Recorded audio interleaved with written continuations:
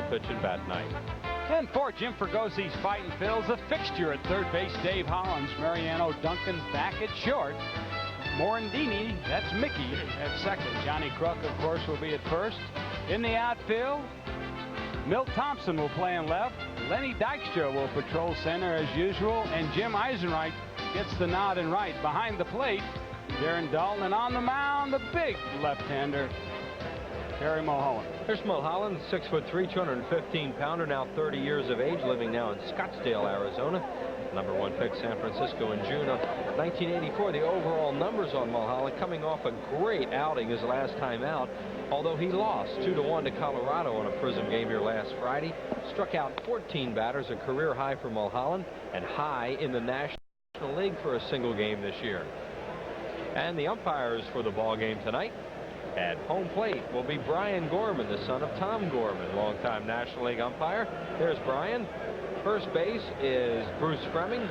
Second base, Jerry Davis. And at third base, Mark Hirschbeck. Somehow a little better looking than his dad right now, Brian. Of course, we all remember Tom. Tom was a good umpire. And the outfield is very wet, as you can see from our telecast. So the infield pretty dry, except for a few spots that where the tarp might have had a little bit of a leak, but the outfield very damp, as we show you it right now. But other than that, the field's in tip-top shape. The groundskeepers did a marvelous job, and we're ready to go. They had the field covered when the showers hit here at about 5 o'clock. It had stopped raining by 6. So the infield is dry. The outfield wet. The ball will skid out on that outfield. Craig Biggio will lead it off. Biggio at 284, or excuse me, at 276 with 9 homers and 18 runs batted in. And he pops it up third base side. This ball is playable. Duncan off the line runs Hollins off it and makes a play. Whether Hollins lost that or not, but Duncan came over and got it, 1 down. Biggio doesn't waste much time on Mulholland. Mulholland known for throwing a lot of strikes right off the bat. He went after that first pitch, a fastball, and as Chris said, Duncan running Hollins off, had a better view of it. Really, the shortstop should do that because he's got an easier play on that ball. Steve Finley, the batter, at 239, a homer and 6 runs batted. He didn't start game number 1 of the series against the left-hander Danny Jackson, but he will play tonight against Mulholland. Finley 1 for 10 lifetime off Terry. And the pitch is over for a strike. Mulholland lifetime against the Houston Astros is 3-5 in 15 games. He beat them on opening day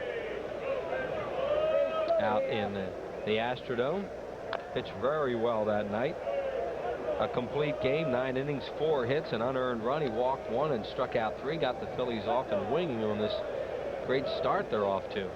Coming into play tonight with a record of 39-17, the best in all of baseball. 0-1 to Finley. He swings and misses. Struck him out.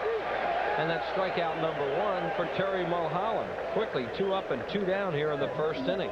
Mulholland with a little pop on that one after showing him a good breaking ball. Then a fastball came right back with what looked like a slider or a running fastball on the outside corner. And Finley missed it by about 4 inches. Here's Jeff Bagwell batting at 333. That sounds great, except on May 27th, he was batting at 391. He is in the midst right now of a 3 for 42, which has dropped his average that much. He was a player of the month in the National League for May. That's tough when you go 3 for 42 and you're still hitting 333. That means he got off to a heck of a start, that's for sure. So. In the hole, tough play. Duncan will throw on the run, and he can't get him. Ball will kick off the box seats, and Bagwell will be safe with an infield hit, the first base runner of the game. Once Hollins couldn't get to that ball, that was going to be trouble. Well, that's one of those ground balls that, like you said, Chris, if the third baseman can't snag it, the shortstop doesn't really have much of a play unless you're an Ozzie Smith. You see Duncan trying to throw on the run. He doesn't have a lot on it, and the ball actually tails towards the Phillies dugout, and Kruk really can't grab it because the runner was heading right there. So John didn't want to take a chance on a collision. He just had to let it go. And Eric Anthony will hit now at 289. You see 4 homers, 29 runs batted in. 7 for 21 lifetime off Mulholland at 333. That's really a good mark against a tough left-hander like Terry for a left-handed batter. 2 outs. Bagwell on at first base. Mulholland can't get it. Morandini on the run. He won't get him either. So 2 infield hits now for Houston with 2 outs in the first inning. That's a play that really has to be made with the bare hand. That's one of those plays where you're either going to get him or you're not. Morandini comes in. Watch him catch it with the glove. When you do that, you really don't have a play because you have to take the ball out of your glove, and with a fast runner, he's going to beat it out. So that's a play by an infielder that you have to come in and pick it barehanded and then make the throw on the run, as you saw Mike Schmidt do it many times in this ballpark. Ken Caminetti's been tough lifetime on Mulholland, batting .346 against him with 9 runs batted in. Swings and misses at a breaking ball. Now that's a breaking ball his last time out, Chris, that he ended up striking out 14 guys because he has that slider that's breaking down and into the right-hand hitter going out of the strike zone. And when the batter starts to swing, it looks like a strike and ends up a ball. No balls and a strike on Caminetti. Ripped to left. That's the hardest ball they hit all inning, and it's an out. Right at Milt Thompson. No runs, 2 hits, no errors, and 2 left. Phil's batting the first, no score. Trouble with heartburn? Well, you could change your job, change your lifestyle, change your diet. Bon appetit. Or better still, reach for Rolaids. It absorbs acid fast to bring 100% relief to millions. So maybe you can't change your life, but you can get relief in original and calcium rich. Rolaids spells relief. Budweiser and the Phillies are celebrating the 4th of July holiday weekend with the Bud Summer Baseball Bash. It's a special tent party outside Veterans Stadium on Monday, July 5th before the Phillies-Dodgers game. Right now, be the 17th caller to 1-800-432-1745 and win 4 tickets to the party and the game. You'll join us for food, music, and surprises, and then watch the Phillies play the Dodgers. It's the Bud Summer Baseball Bash with Budweiser and the Phils. So bring on the Dodgers and bring on the Bud. The time has come for the cordless power roller from Wagner. It's so quick and easy, it can cut painting time in half. So get your hands on a real value, because the value of Wagner keeps on rolling. Your Sherwin-Williams starting lineup tonight for Jim Fragosi's Phillies. Lenny Dykstra in center field. Mariano Duncan, the shortstop. Duncan on a long hitting streak. John Kruk at first base. Dave Hollins in the cleanup spot at third. Behind the plate, as usual, Darren Dalton. Jim Eisenreich, another start tonight in right field. You just saw Milt Thompson snare that line drive to end the half inning. Mickey Morandini at second base, and 6-5 is his record. Terry Mulholland on the mound for the Phils tonight. And for Art Howe's Astros, Ken Caminiti at third base, Jose Uribe, and we have a story about that for you later at short. Craig Biggio at second, Jeff Bagwell at first. In the outfield, Chris James in left, Steve Finley, a fine center fielder, and Eric Anthony will be in right. Behind the plate, Scott Service, and on the mound, Pete Harnisch. 6 foot 207 pounder is Harnisch. He's 26 years of age, makes his home now in Freehold, New Jersey. He was picked by Baltimore as a compensation pick in June of 1987 between rounds 1 and 2 of the draft, 28th overall. He attended Fordham University, where he was a marketing major. Harnisch is a very high-strung guy. Good pitcher, hard fastball, hard slider, occasional curveball, and changeup. Comes after hitters. Dykstra leads it off and takes a fastball over for a strike.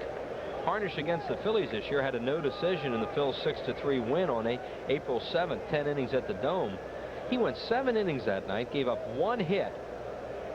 It was a home run to Darren Dalton leading off the 7th inning. He walked 4 and struck out 7. He looked like he might pitch a no-hitter that night, and then all of a sudden the Phillies got a run off, and they wound up winning in extra innings. There's our run leaders right there with Lenny and Johnny right behind the big guy, Barry Bonds, and of course Biggio tied with Kruk. You know, he does have excellent stuff, Chris. That fastball moves a lot. He'll change speeds a little bit, and he'll run the slider in on the left-hander, and he'll move the ball around in and out and up and down. He's not afraid to pitch the spots, and he's got the stuff to do it with. Lenny Dykstra in his last 16 games hitting at a .403 clip. Kind of looking at Pete Harnisch on the mound when he takes his hat off reminds me of that movie, The Drill Instructor, with Jack Webb. Yeah, he does have that Marine look. So there's that hard breaking ball. the appeal to third base, and Hirschbeck's not even going to say anything. It'd be perfect for that poster where it says, "We're looking for a few good men." You know, that short haircut, no sideburns, standing at attention, a scowl on your face. Jersey boy. Good pitch, swing and a miss, struck him out. There you see the stuff that Harnisch can throw up there, one away. He's not afraid to challenge hitters. Like I said, he'll come inside. Watch the sliders we mentioned. He'll go inside with that pitch, breaking down and in out of the strike zone to left-handers, and then he'll run the fastball away. Here is Mariano Duncan, has a 13-game hitting streak, batting .368 during the streak. And against the Houston Astros this year, batting over .400. And the pitch to him is over for a strike. You know, speaking of that strikeout to Dykstra, Dykstra is pretty hard to fan. He's only done it 15 times this year, so you can tell he must have really been fooled by that breaking pitch of Harnisch's. Fastball threw it by him, 1-1. Harnisch is coming off a complete game win against the Mets on June 4th at the Dome. Gave up 6 hits, walked 1, and struck 7. Harnisch is not a guy who has completed many games over the last couple years. That's his first since '91. Swings and misses. A span of 61 games between complete games. As Duncan is gone, and that's strikeout number 2 as he punches out the first 2 hitters in the ballgame. Look at this fastball by Harnisch, up and at the letters on the outside part of the plate. What a pitch he made on Duncan there. And here's John Kruk, tied for the national lead in walks with 47 of them. Third in hitting at .355. No score just underway here in the first inning. Phillies and the Astros, final game of this 3-game series.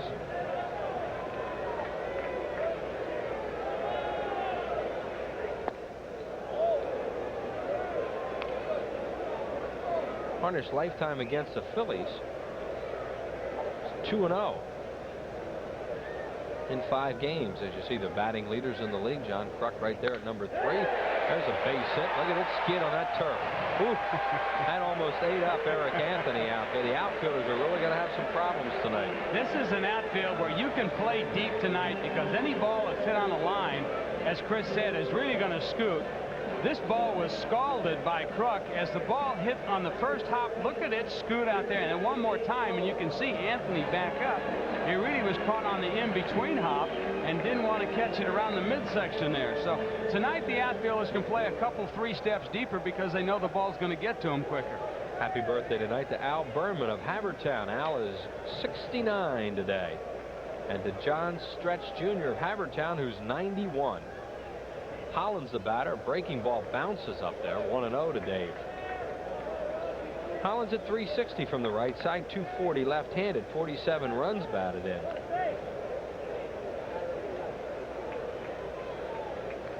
That's good for third in the league. His teammate Darren Dalton leading with 50 of them. John Kruk, a 1-out base runner. 2-out base runner, excuse me. The Phillies with 1 hit in the ball game, and Houston with 2. Harnisch struck out the first 2 batters to face him. Dykstra and Duncan. You notice Harnisch throws almost everything hard. That's the one interesting thing about tonight, because the Phillies are a fastball, hard-pitching, good-hitting club. They like everything hard. And so what Harnisch has to do to be successful tonight against this team is really move the ball around and then maybe pull the string every now and then, because the Phillies primarily are all fastball hitters. Dalton waits on deck. 2-0 to Hollins. High in the air to center field and playable for Finley. He waves off Eric Anthony and makes a play, and that'll do it for the Phils in the first. No runs, a hit, no errors, and 1 left. 2-1, no score. Any professional painter will tell you that if you want results like these, you gotta know the tricks of the trade. You gotta ask Sherwin-Williams. Now, these are guys you can trust. They've got good paint, good price, good advice. Guaranteed. Want to know something? I didn't paint this house. The guy that lives there did. Hey, fella, nice job. This guy knows what the pros know. Ask Sherwin-Williams. Did you know Texaco puts System 3 in every grade of gasoline? System 3 gets high marks in every grade, which is a lot better than I ever did. My dad says Texaco put System 3 in every grade. I'm in the 4th grade. Of course. That's why I always fill up with System 3. What do I look like? Don't say it. Visit your Texaco station. I can get the tires rotated, the car lubed, and still get home in time for the game. Mow the lawn. For unbeatable System 3 gasolines and so much more. Mow the lawn. Mow the lawn.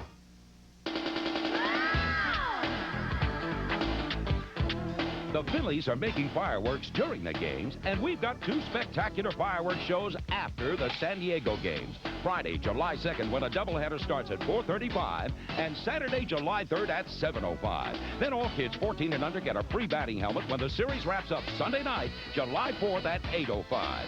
2 fireworks spectaculars, free batting helmets, great baseball. Call 463-1000. Hey, if you like Italian food like me, well, then you're going to love Cento. In fact, for every home run the Phillies hit this year, Cento gives up $200 to the Philadelphia Child Guidance Clinic. And this year, they've already given out $11,600 on the league-leading Phillies' 58 home runs. So you can find any Cento products in all of your supermarkets. Just go on in there and find that good old Italian area and pick out Cento. Here you see the skies above the vet. We are told that the rain is out of this area and we won't have any problems tonight. It rained very hard here for about an hour. That must have came from Dave Montgomery. Dave Montgomery, he knows his weather. He's James the batter, former Phil. He wears one of those weather caps, I think, every now and then. Knows exactly what's going on. There's David with Jerry Clothier over there in the Phillies executive box. David checking with Dick James right now, his personal weather forecaster. I thought it was Santa Claus. There's somewhere up there in the pole area. Dick does a good job. He's out there at the Schuylkill Valley Nature Center in Roxborough. Is that where they get the information from? Has a pretty good beat on the weather. See, folks, top notch here. Top notch. We go right to the top, find out the weather for you. James fouls it back. Terry Mulholland tied for the National League lead in complete games, 5 among the league leaders in earned run average at 281, and opponents' batting averages against him 223. Facing Chris James, traded for Randy Reddy and John Kruk several years ago. That's right. That's right. Jammed him. Ball's hit fairly well, but he didn't get much of it. And Lenny Dykstra will run it off. He runs Thompson off the play. 1 away. For a second there, it looked like Milt really wanted that ball and was going to try and call Dykstra off, but the center fielder, the captain of the outfield, really controls the game out there, and what he says goes. And if the center fielder continues, as you see Milt right there, he really wanted it, but you got to give way to the center fielder. That's the reason why you don't have any collisions when the center fielder's a boss and he takes charge. Otherwise, it looked like Calamity Jane out there. Here's the catcher. Scott Service has a career-high 7-game hitting streak working.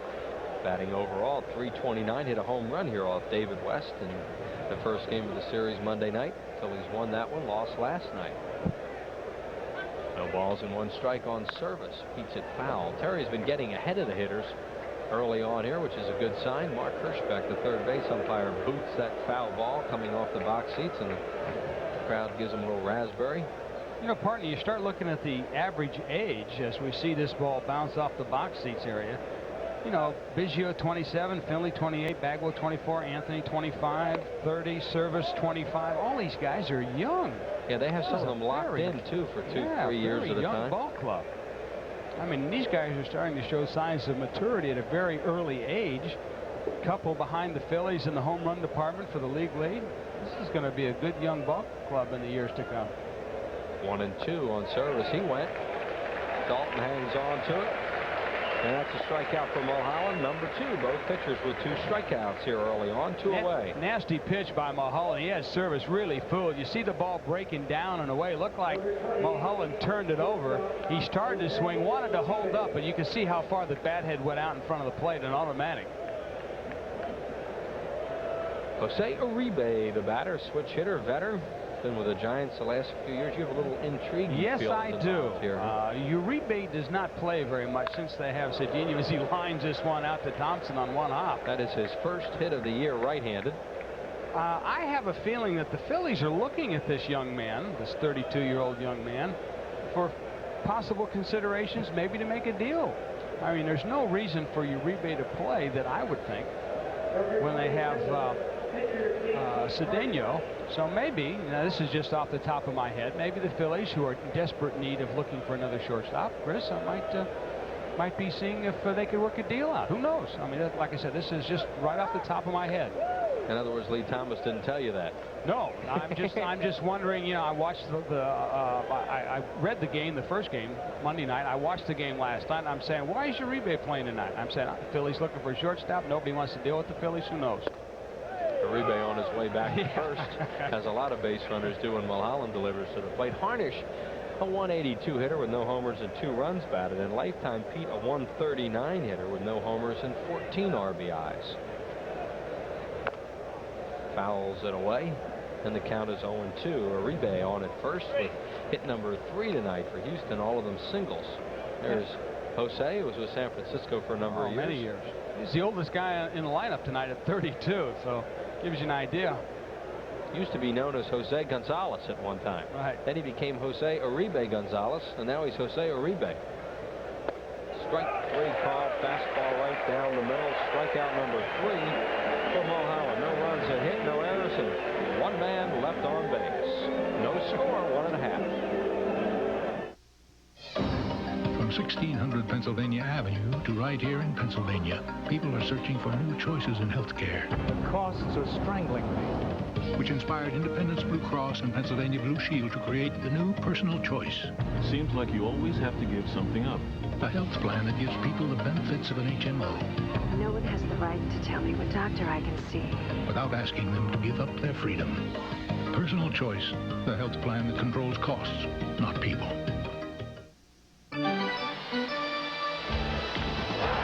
Deep to left field, fair or foul, it is a fair ball, a grand slam home run, Pete Cavilla. Long drive, deep right field, home run, Darren Dalton. Fly ball, deep center field, back goes Griffin, still going back at the wall. It's gone, a home run, Dave Hollis. Duncan, a long drive, deep left field. Chances on the tide, back in the good old world. You go to Brooklyn? Hello, how are you? From the director of Down by Law, Stranger Than Paradise, and Mystery Train comes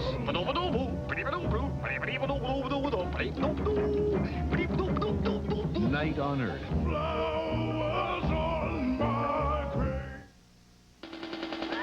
The Phillies get down to business against the Braves Wednesday, June 23rd, 12:35 in a midweek business person special compliments of Mellon DSFS.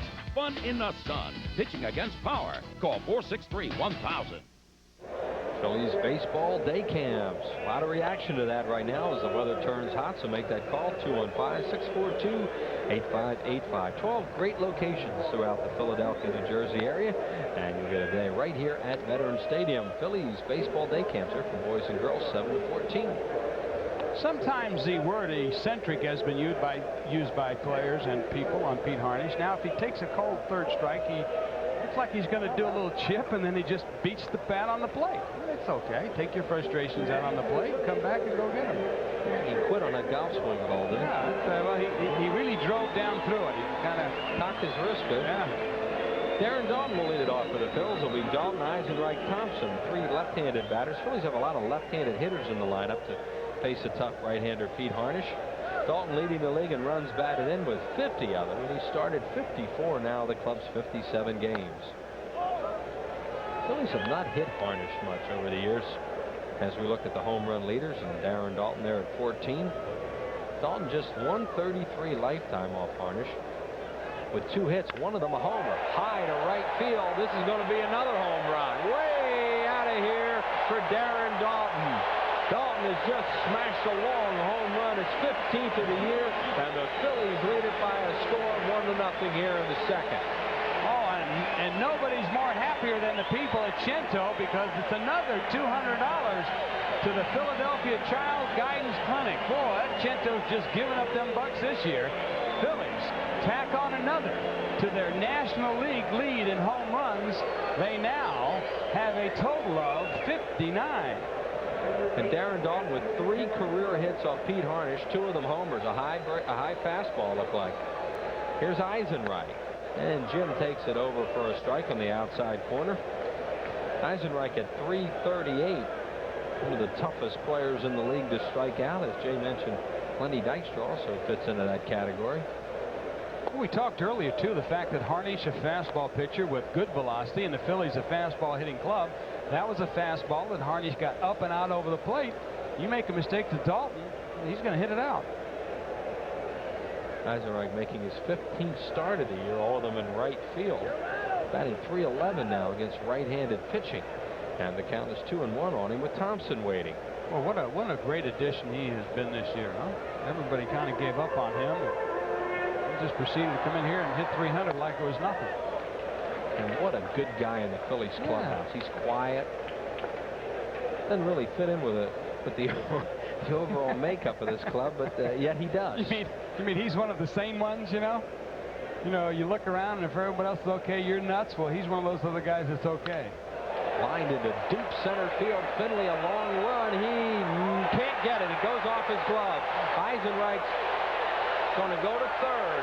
He will slide into third, and we'll see how they score. It should be a triple. I'll tell you what, I'm very surprised that Steve Finley dropped that ball.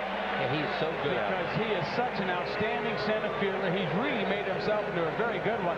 Watch the ball and hit on the bottom on the heel of his glove. I guess he looked up and he might have taken his eye off because he put his glove up, and see, as he closed his glove, the ball came down and hit off the heel. Triple number 2 for Jim Eisenreich on at third base with nobody out. Milt Thompson the batter. Let's see what they do with their infield. Right now they are back with the exception of the third baseman Caminetti, who's just about even with the bag at third, as you see there. Phillies with a chance for another one. Morandini on deck. Well, they've got to pick up this run somehow. Milt Thompson's 5 for 14 lifetime off Harnish. That's a .357 clip. Milt hasn't been playing a whole lot lately, and Caviglia's been getting a lot of time in the outfield.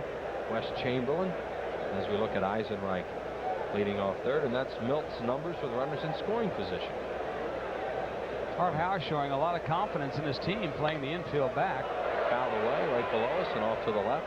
Yeah, he is. Either that or he feels that if the ball's hit hard enough, Eisenreich doesn't have the fleet of foot speed maybe that he would like to have, and they might have a shot if it's hit at the corner. So, but you start looking at, I guess he feels because they got 56 home runs, maybe they can hit some in the latter part of the game. And Eisenreich can run. Of course, with nobody out, he probably won't be going on contact if a ball's hit to the third baseman. 1 ball and 2 strikes. This is a read the ball off the bat type of play. Make sure it gets by the pitcher. And there's Art Howe looking on. And the funny part about it is the infield is deep and the outfield is shallow. It's like it contradicts itself. There you see the outfield playing him basically straight away. The count 1 and 2 now on Milt. Thompson a good swing at that pitch and fouled it back. 1 and 2. You could see the pitch selection, how Harnish and Cervais moved inside on the pitches before, and then you could see where the catcher moved to the outside part of the plate, and Harnish tried to run the ball away, and Thompson fouled it off. Let's see what Cervais does here. Inside. Happy birthday tonight to John Pieta, 40 years of age. Brother-in-law of Mickey Miklovich from Prism. Count now 2 and 2 on Thompson, trying to get the Phillies a second run here. They lead it 1-0 on Dalton's booming home run to right center. Very cloudy off to our left. Some lightning out there. Got him with a hard breaking ball. That's the same pitch it looked like he struck Dykstra out on. So they'll probably bring their infield in now after the strikeout to Thompson. It's exactly what they're going to do as this pitch breaks down and out of the strike zone. Same exact pitch he got Lenny Dykstra on. Looks like when he leaves his hand, it's going to be a strike on the inside part of the plate. And then as you can see in slow motion, the bottom just falls right out. And it's a tough out for the Phillies. The strikeout in the infield is now in. Harnish is a strikeout pitcher. 8 in the National League coming into play tonight with 63 of them. And he has 3 already. Broken bat, base hit center field. Eisenreich scores, and the Phillies lead it 2-0. If Biggio's back, he might catch that ball. Well, that's the kind of a base hit that a manager cringes on, because those are the only kind of hits really that get through an infield like this, especially with a batter like Morandini. Usually when they bring the infield in and you see the 8th, 9th, 7th, 8th, 9th hitters, they usually hit ground balls, and the infield's able to scoop them up and keep the runner at third. Morandini breaks his bat on a little flare. But you know what? It's a hit in the box score tomorrow, isn't it? Amen. Mulholland will probably be up here to bunt. For Morandini, that's RBI number 11 on the season. And Harnish throws over to first to see what Mulholland will do, and he did show bunt. Terry on the season has 2 sacrifices thus far. Terry not exactly using that bat to the best of his ability. 2 for 26. And of course, one of those hits came in his last game after I picked up the tab at a nice little restaurant he was at. That's right. Well, I hoped that he would get a hit. He did get a base hit last time. They're charging fast. Morandini's running, and he's going to steal. Morandini was off from the pitch. He's now 7 for 7 on stolen base attempts this year. Oh, great base running by Morandini, and I'll tell you why. Because when Bagwell held Morandini on, he then came off real early before Harnish came out of the stretch, and Morandini was able to get about another 4 steps of a lead. He just stole the base. He really stole the base on the first base. That's right, because there was no one there to hold him on. Yeah, he read that very well. There you see that 1,000. Great base run. Stolen base average, and Mulholland's going to bunt again, or try to. And he pulls the bat back, and it's 2-0. One ball and 1 strike Gorman's putting up. I got a couple birthday wishes here. John Kish, 46, Melissa Carr, 9, and Bob Stringer, 56. All birthdays today, so we wish you the best. There you see Mulholland's numbers. Usually you don't bunt with 1 out when you get the runner to second the way the Phillies did, but they're still bunting with Mulholland. Maybe they're going to take it off now, because he looks like he's going to swing away, and he does. And takes the pitch, as he was going to swing at it. Larry Boa probably had taken the bunt off, and Mulholland didn't see that. Seems to be some confusion with the countdown there right now. Scoreboard says 2-1. That's the way Larry Boa would count. 2 balls and 1 strike now on Mulholland. Morandini at second, and he fouls it away. So we know he has 2 strikes on him. 2 balls and 2 strikes. And a great Phillies fan out there, Steve Nowitzki. Happy birthday to you, 12 years old. Good Phillies fan. Keep rooting for the Phillies, Steve. And keep sending in them letters. You know, the ones with all the money in. No, only kidding. Yeah, I haven't seen any of those. 2-2 on Mulholland. I keep hoping. And he struck him out, and that's strikeout number 4 for Pete Harnish. 2 outs, and here comes Dykstra, who struck out his first time up on a good breaking ball. Good high heater by Harnish up in the strike zone. Might even have been a ball. Harnish throwing at least 90 miles an hour tonight. His only really big mistake was the pitch up and out over the plate to Dalton, who promptly homered it into the right center field seats. Then Eisenreich followed with a triple off Finley's glove, and 1 out later, a broken bat base hit by Morandini. Phillies lead at 2-0 here in the 2nd inning. Harnish with a good fastball, and Dykstra swings through it. Oh, Lenny has really been swinging the bat well lately. Yeah. And he said that as soon as it starts warming up, he says, watch my batting average. It's like a thermometer. It'll go right to the top. His average at game time, 284, a season high. And June has always been his best month. And that's of course, why he says he's going to be 300 at the end of the month. He hits well against his club, too, doesn't he? He hits great against his club. 372 lifetime. Pitches outside, 1-1. I'd say that was pretty good. Pete Harnish. Mentions from Freehold, New Jersey. I have to be careful when I use the word eccentric when I talk about Pete, because coming from me, that sounds a little sarcastic. Yeah, that's throwing stones from a glass house. Anybody who's known as being eccentric. There's a strike call. He's a 2-time ECAC Player of the Year while pitching at Fordham, is Harnish. The Fordham Rams. A Fordham Ram, Pete Harnish, came over from Baltimore in that Glenn Davis deal. They also got Finley and Kurt Schilling in that deal. A great deal for Houston. Yeah. Glenn Davis out again. In case you missed it, he got hurt in a fight outside a bar the other night. He's in the minor leagues helping out old former Phil Randy Reddy. Dykstra checks. It's getting very windy here right now. Harnish working in and out to the left-handers. He's keeping the breaking ball down and into the left-handers. And then as that last pitch, he ran the fastball just off the plate, tried to get Dykstra to swing at a pitch out of the strike zone as we see Schilling working on his new bubblegum contract. And of course, we got him for Jason Grimsley, which was a steal by Lee Thomas. Dykstra to right center field. A long run Anthony, long run Finley. Finley cuts the gap and makes it. Good outfielder Steve Finley. Dykstra hit it hard, run down by the center fielder. Phillies have a productive inning. 2 runs on 3 hits, no errors, and 1 man left. 2-0 Phils. And that was dinner for our favorite food critic? Everything was wonderful.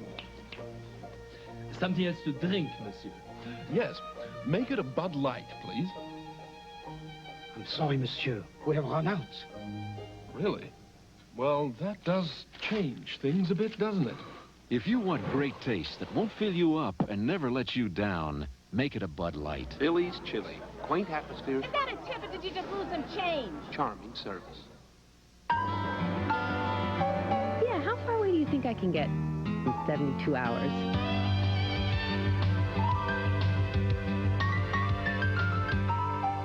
I wouldn't trust my car past the city limits. For the way you travel today more than ever, the smart money is on budget. Ask for budget smart rates for great prices on cars that won't crash your style, all with unlimited mileage. The smart money is on budget. Suppose you wanted to make a chair as stable as can be. Where would you put the legs? Right at the corners, right? Now, suppose you wanted to make a car as stable as can be. Where would you put the wheels? Right. That's why the new Intrepid is so remarkably stable. The wheels are pushed out toward the corners. The further we pushed, the more stable and sure-footed it became. Intrepid. This changes everything. It's the 10th reunion of the National League champs. The 83 Phillies play an 83 All-Star team Saturday, June 19th, 6 p.m. in the Heroes of Baseball game, compliments of Upper Deck. Before the Phillies play the Marlins at 7:35. Call 463-1000. Craig Biggio leads it off for Houston here in the 3rd inning. We're privileged to have Assistant General Manager of the Houston Astros, Bob Watson, join us. Bob, thank you for coming up. Chris, Jay, my pleasure being here. There's Bob. 5 years you've been doing this job now. Are you enjoying it? I tell you what, it's been a blast. It's been a lot of work. Now we're starting to see some of the fruits of our labor. We're about halfway, a little bit more than halfway through our rebuilding program, and with the sale of our ball club, our new owner has allowed us to go out and do some things to make our team a little bit more competitive. And as you see us today, we sit, 3.5 games off the pace in the West, and hope we'll play you guys in the Fall Classic. Never forget the last time that happened. Ground ball, Hollins with a good play. It's a foul ball, says Hirschbeck, the third base umpire. So Craig Biggio will have to come all the way back. Bob, one of the things your organization did was sign some of these young players to long-term deals. As we look at this play here, and Hollins takes the foul ball. I mean, was that a master plan? That's part of the plan. You know, we were allowed to go out and get a couple of premium pitchers, which we gave 3- and 4-year contracts to, and we felt if we signed some people outside the organization, we definitely should take care of our own nucleus, and that's these fellows here, Biggio, Finley, and Caminetti. We feel that they're part of our nucleus, and one guy we probably will tie up in a long-term deal would be Jeff Bagwell somewhere here pretty soon. Oh, yeah. We were just talking about the ages of all these guys. They're all very young, 25, 26, 24, 27. Well, that's where you want to be with the nucleus of your club being that young. There's one of your guys right there you gave some dough to, Doug Graybeck. Well, he's just a class human being besides being a very good pitcher, and I use the word pitcher. He is not going to blow you away. He has an assortment of pitches, and He's a workhorse. He's out there. He takes us into the 7th, 8th, 9th inning just about every time out. That was strikeout number 4 for Mulholland. Here's Finley, who struck out his first time up. Well, the Phillies saw a lot of Doug Drabeck over the years and didn't have much luck with him. Well, that's right. He was in your division. You guys saw him a lot. A lot, Bob. Yeah. And used that curveball about as good as anybody in the league. Yes, he has a number of different speeds with it, and he's not afraid to throw it when he's behind in the count. 0-1 to Finley. And the pitch is outside. New baseball given to Darren Dalton. Well, one thing we notice with your club now is you guys have the ability to hit the ball out of the ballpark from almost any position in the lineup. I mean, you've got 5 or 6 guys in there that are going to be in double figures in home runs this year, if not more. Well, that's a rarity. The Astrodome is the toughest place in baseball to hit home runs. You probably hit a few out of there. Not many. Across the play, 2 down. I think a couple of things, Jay. Our fellows are another year older. We went out and got a few guys from other organizations to fill in on our bench. We got James, who played here. We got Kevin Bass making his second stint with us, who has the capability to hit the ball out of the ballpark. And we have a chance to compete now, and that's what we're striving to do. And here's that young player that Bob was just talking about, Bagwell, and he smokes the ball up the middle. You pitch him in, and that seems like that's where he likes it. I tell you what, he's kind of cooled off here. He had one heck of a month of May. As a matter of fact, he was National League Player of the Month, and he was hitting the ball like that almost every night, 2 or 3 times a night. Well, he told me tonight. He said, I feel I'm getting it. He said, I got into a little bit of a slump there where I was hitting everything in the air. I was kind of uppercutting, getting underneath everything.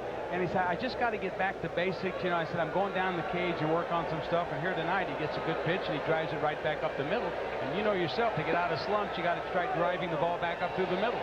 Well, I was able to have a real good career hitting that way. I hit the ball hard in the middle, and that's the way I think you have a lot of room for error. If you're a little early, you pull it. Late, it goes the other way. You're on time, it's up the middle. Well, speaking of career, how about 15 years in the big leagues, 295 lifetime BA. Let's see. Let me think if I can remember. How about 73 in 1975? You're on the All-Star team, and you had let's see, how many homers? 184. Am I close? You're close. Not too bad. Not too bad a career.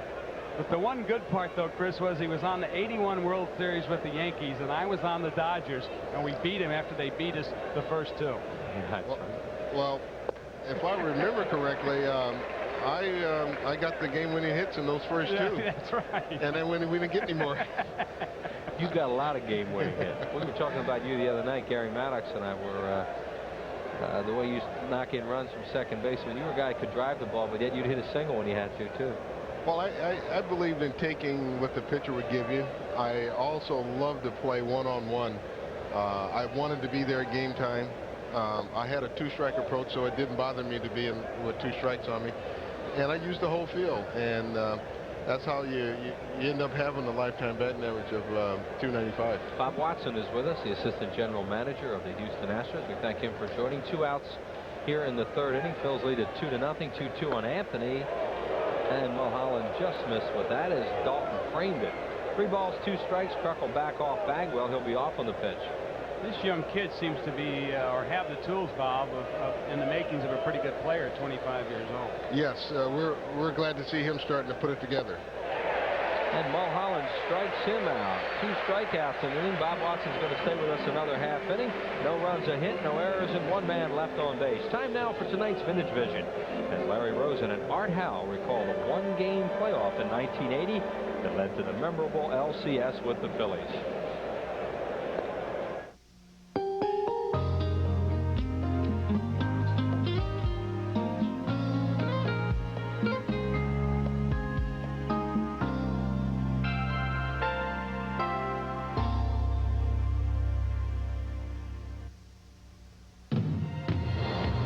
Remembered as the most dramatic league championship series in baseball history, but it almost didn't come to pass.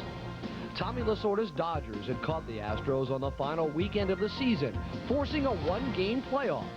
But Houston manager, then third baseman Art Howe, powered the Astros into the series with Philadelphia with a remarkable offensive performance. I took a curveball a pitch or 2 before that was pretty close. And it would have been strike 3, and I remember Doug Harvey was umpiring back then, and Joe Ferguson was catching, and Joe thought it was strike 3, and he let Doug know about it, and Doug kind of looked at me and said, "Don't take that again, Art." So lo and behold, he threw it again, and I didn't take it and hit it into the seats. Howell's offense not only gave Joe Niekro his 20th win of the season, it catapulted the Astros into their first league championship series and set the stage for the most renowned chapter in the history of the Philadelphia Phillies.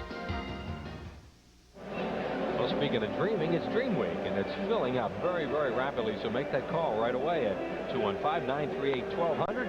A week in Clearwater, Florida with the pros in February. You'll stay right on the beach. We had a lot of fun last year, so don't miss out. Make that call right now, 938-1200. Bob Watson, have you been in any of these fantasy camps yet? I don't have time, guys. I wear a number of hats along with the assistant GM hat, and I just haven't taken the time to do it. And plus, I could still probably hit the ball a little bit hard, and I was telling Jay the other day, I would really feel terrible if I hit a line drive and hit one of my older fellas back up the middle, because that's where you used to hit the ball all the time. Exactly. Don't worry, they don't move that quick in those games. Right. It gets by them in a hurry. Here's Duncan. Beats a foul ball third base side. Mariano struck out his first time up. He has a 13-game hitting streak. When you say you wear many hats, do you travel with the team on all the road trips and watch the players and stuff? Some of the time I'm with the big club. I probably am with the Major League Club 50% of the time. The rest of the time I'm in the system, looking at our guys at AA, AAA, some of our high A clubs. Also, I'm in the Caribbean a lot. I'm in charge of our player development in the Caribbean. I have a couple of academies there, so I'm gone a lot. Hit for the cycle in both leagues, huh? Yeah. Yes. We saw that on the monitor, but the one that's the most impressive is you have a pair of spikes in the Hall of Fame. Can you tell the fans why? In 1975, there was a promotion. Somebody got their calculators out and figured out that somebody was going to score baseball's millionth run. And on May 4th, 1975, I was in the right place at the right time, and I was on second base when Milt May hit a 3-run homer, and I jogged to third, and the guys in our bullpen in San Francisco said, "Run, run, run," and I happened to score the run. Ironically, Dave Concepcion hit a home run exact same time in Cincinnati, and he's racing around the bases thinking he's going to score the millionth run. I beat him by 2 seconds. Now that's a story. That's a story you can tell for a lot of years. You beat a guy by 2 seconds to score the millionth run in baseball in 1975. One of the very few races I ever won in my career. Yeah, but you got that triple in the cycle point. That's the day Gary Maddox was traded to the Phillies, too, right, for Willie Montanez. Right. 2 balls and 2 strikes now on Duncan. Some dark clouds off to the left. Uribe in the hole, makes the play, throws out Duncan. Boy, that was a nice, smooth play by that shortstop out there, Bob. Did he make that play like that all the time? Well, I tell you what, the reason why Jose Uribe is on our ball club, as you know, we have a young man by the name of Andahar Cedeno. Yes. Very fine talent. Last year he had a terrible year, and we wanted to bring in a guy to give him some backup in case he got off to a tough start, and so we went out and got him as a backup, and that's what he's our insurance policy for Andahar Cedeno. Crook, the batter, he singled his first time up. Does he work with Cedeno and help him and give him some tips that he's learned over the years that he's played shortstop? He's been very good for him. They're countrymen. They're both from the Dominican Republic, and he's been on a winner. He was on the club with the Giants that won, I guess, what was it, 89 or 90, whatever it was, and so he's been a winning shortstop, and he knows what it takes to win, and that's one of the things we wanted to get our young man, because you can't win it unless you have a good shortstop. That's right. Yes. We've heard that. We've heard that a few times. There's Cedeno right there, enjoying his night off so far, kicking back near the photo area. Yes, Jim Fregosi said that once or twice. Well, I tell you what, I know Lee Thomas and Ed Wade and Jim Fregosi very well. We've had conversations in the past about various players that possibly could help the Phillies do the thing that they want to do, and that's win. 3-0 pitch to Kruk. And he takes it all the way over for a strike. 3-1, 1 out here in the third. Phil's 2. Houston nothing. Bob Watson, assistant general manager of the Houston Astros, joining yours truly, Chris Wheeler and Jay Johnstone here in the third.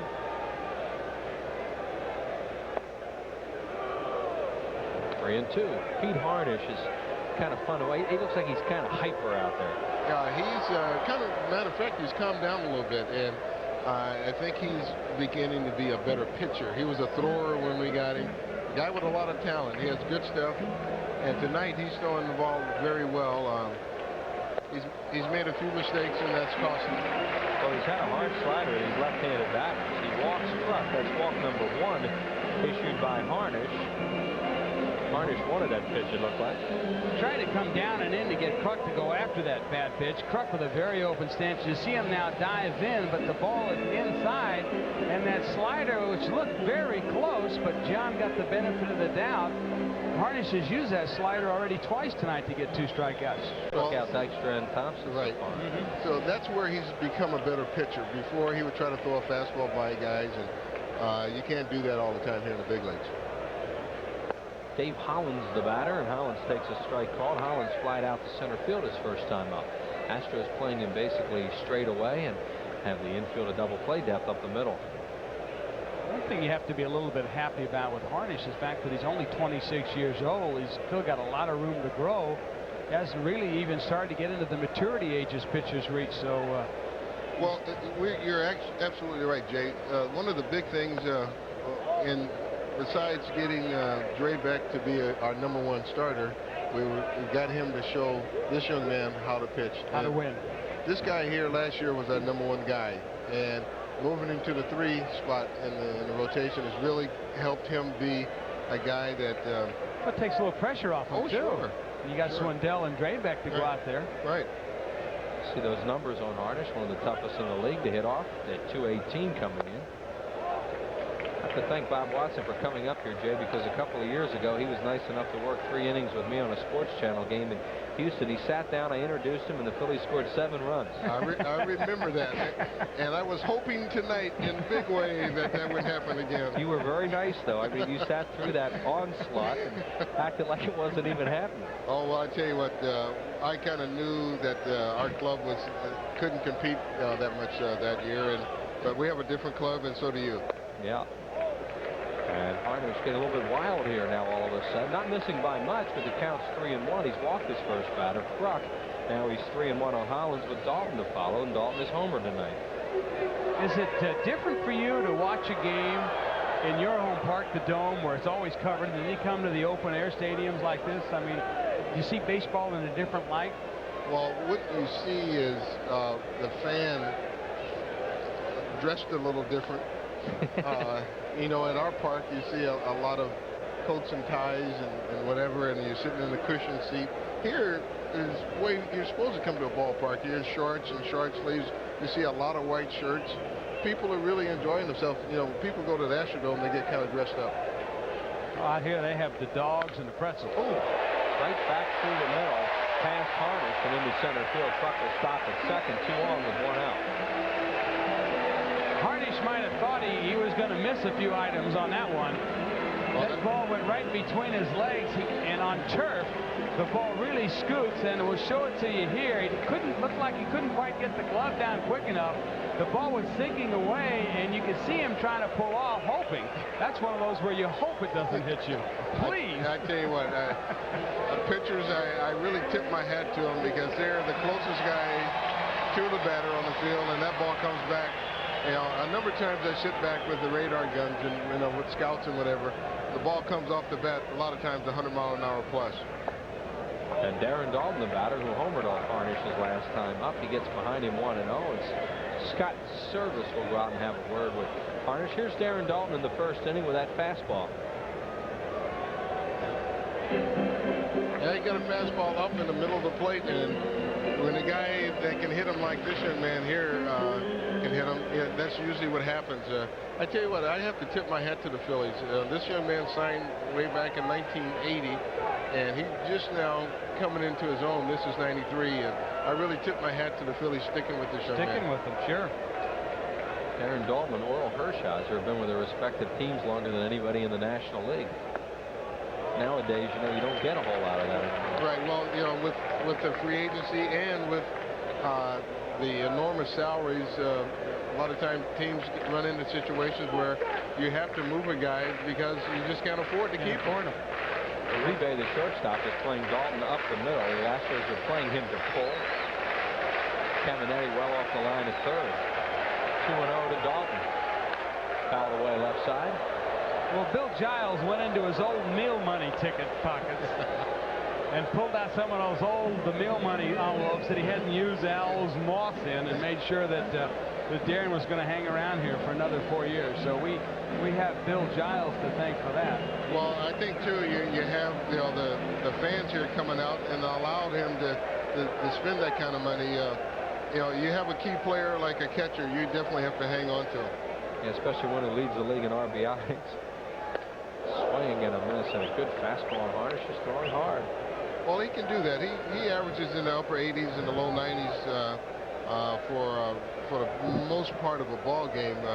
He's a workhorse. He's worked 200 innings plus for us the last couple of years, and he's a big, strong young man. And that's a rarity to see pitchers go out there and work 200 plus innings every now and then.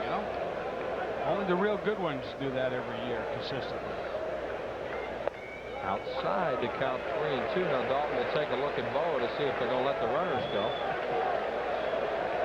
Jay, you play manager here. Is he going to let him go on in this situation? With the count 3-2 and Dalton, who you know what? You got a 2-run lead. I let him go. He wants to stay out of double play. Yeah, I let him go. Okay, let's see if you call the shot here. I'll let you know what happens. They do not go, and he swings and fouls it back. Well, Dalton doesn't hit many balls on the ground.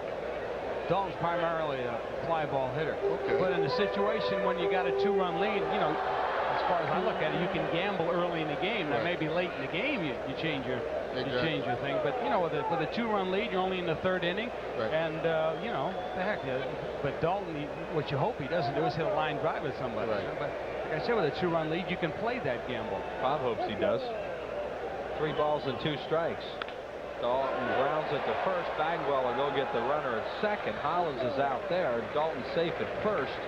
And there are 2 outs, runners at the corners. Well, just when I said Dalton doesn't hit too many balls on the ground, that's exactly what he does, right? It's raining right now. Some of the crowd's starting to head for the protection. Yeah, it wasn't supposed to rain anymore tonight, but we're having some really dark clouds overhead. Oh, that's just the sun going down, Chris. It never rains here in Philly. Astros are headed for Denver tonight, right? Right. Unfortunately, we have big, strong right-hander there. Kurt Schilling. Our producer wants to know if you'd like him back. No, I tell you what, I'm glad you guys got him, because he's done a heck of a job for you. Eisenreich, hard ground ball. That's a fair ball. And that fan did not touch it, says Bruce Fleming. 1 run scores. Dalton held at third. At second with a double is Jim Eisenreich. And it's 3-0, and Eisenreich continues to pay dividends for the Phillies. Nice call by umpire Bruce Fleming. The ball was hit right over the bag almost. A little boy reached over. It looked like he was going to grab it. If he touches it, it's an automatic ground rule double, but he didn't get his hand on it, and the ball was still in play. And Boa had to make a decision whether to send or hold Darren Dalton, and he made the decision to hold him because Anthony in right field has a pretty good arm, doesn't he, Bobby? Yes, he's becoming a real good right fielder. Last year we took him out of ball games a lot, and it probably cost him 100 ABs. And he went to win a ball, and this spring worked real hard on his defense, and he's become more than average out there, and he has a strong throwing arm. There's Eric Anthony continuing to improve for Houston. Meanwhile, the Phillies Milt Thompson is being intentionally walked by Harnish for Morandini.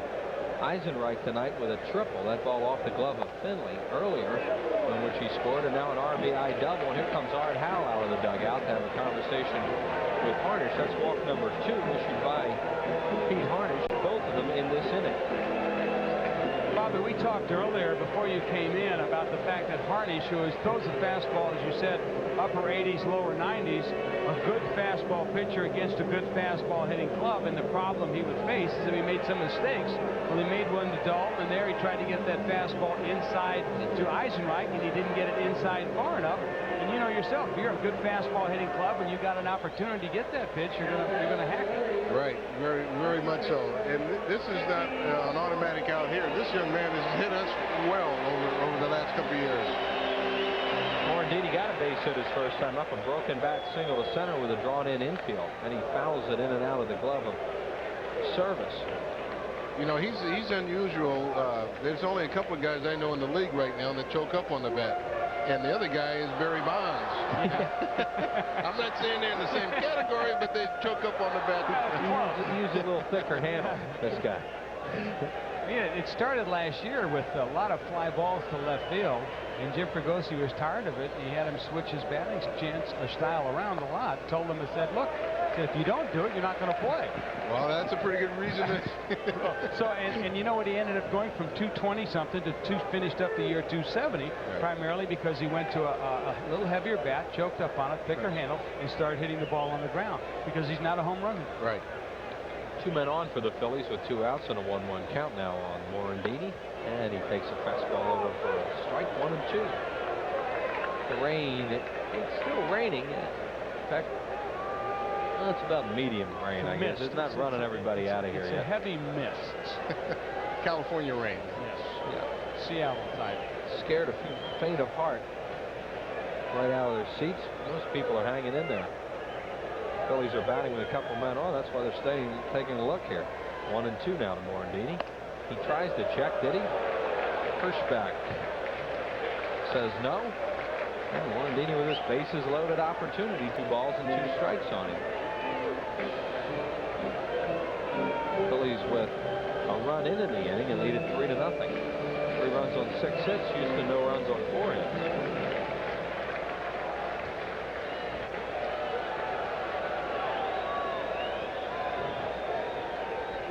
There he chased a high fastball and struck him out. Bob Watson, thanks a lot. We enjoyed it. Guys, I really appreciate it. Hey, good luck to you guys the rest of the year. And like I said earlier, I hope we see you in the Fall Classic. That would be real nice. At the end of 3-0 Phils. We're almost there. Yeah. 3 years of digging and digging. But soon, our first taste of freedom. Here we are. Push. What'll it be, boys? 2 Bud Lights, please. Sorry, fellas, but we're all out. If you want great taste that won't fill you up and never let you down, make it a Bud Light. You know, Larry, we really should carry more Bud Light.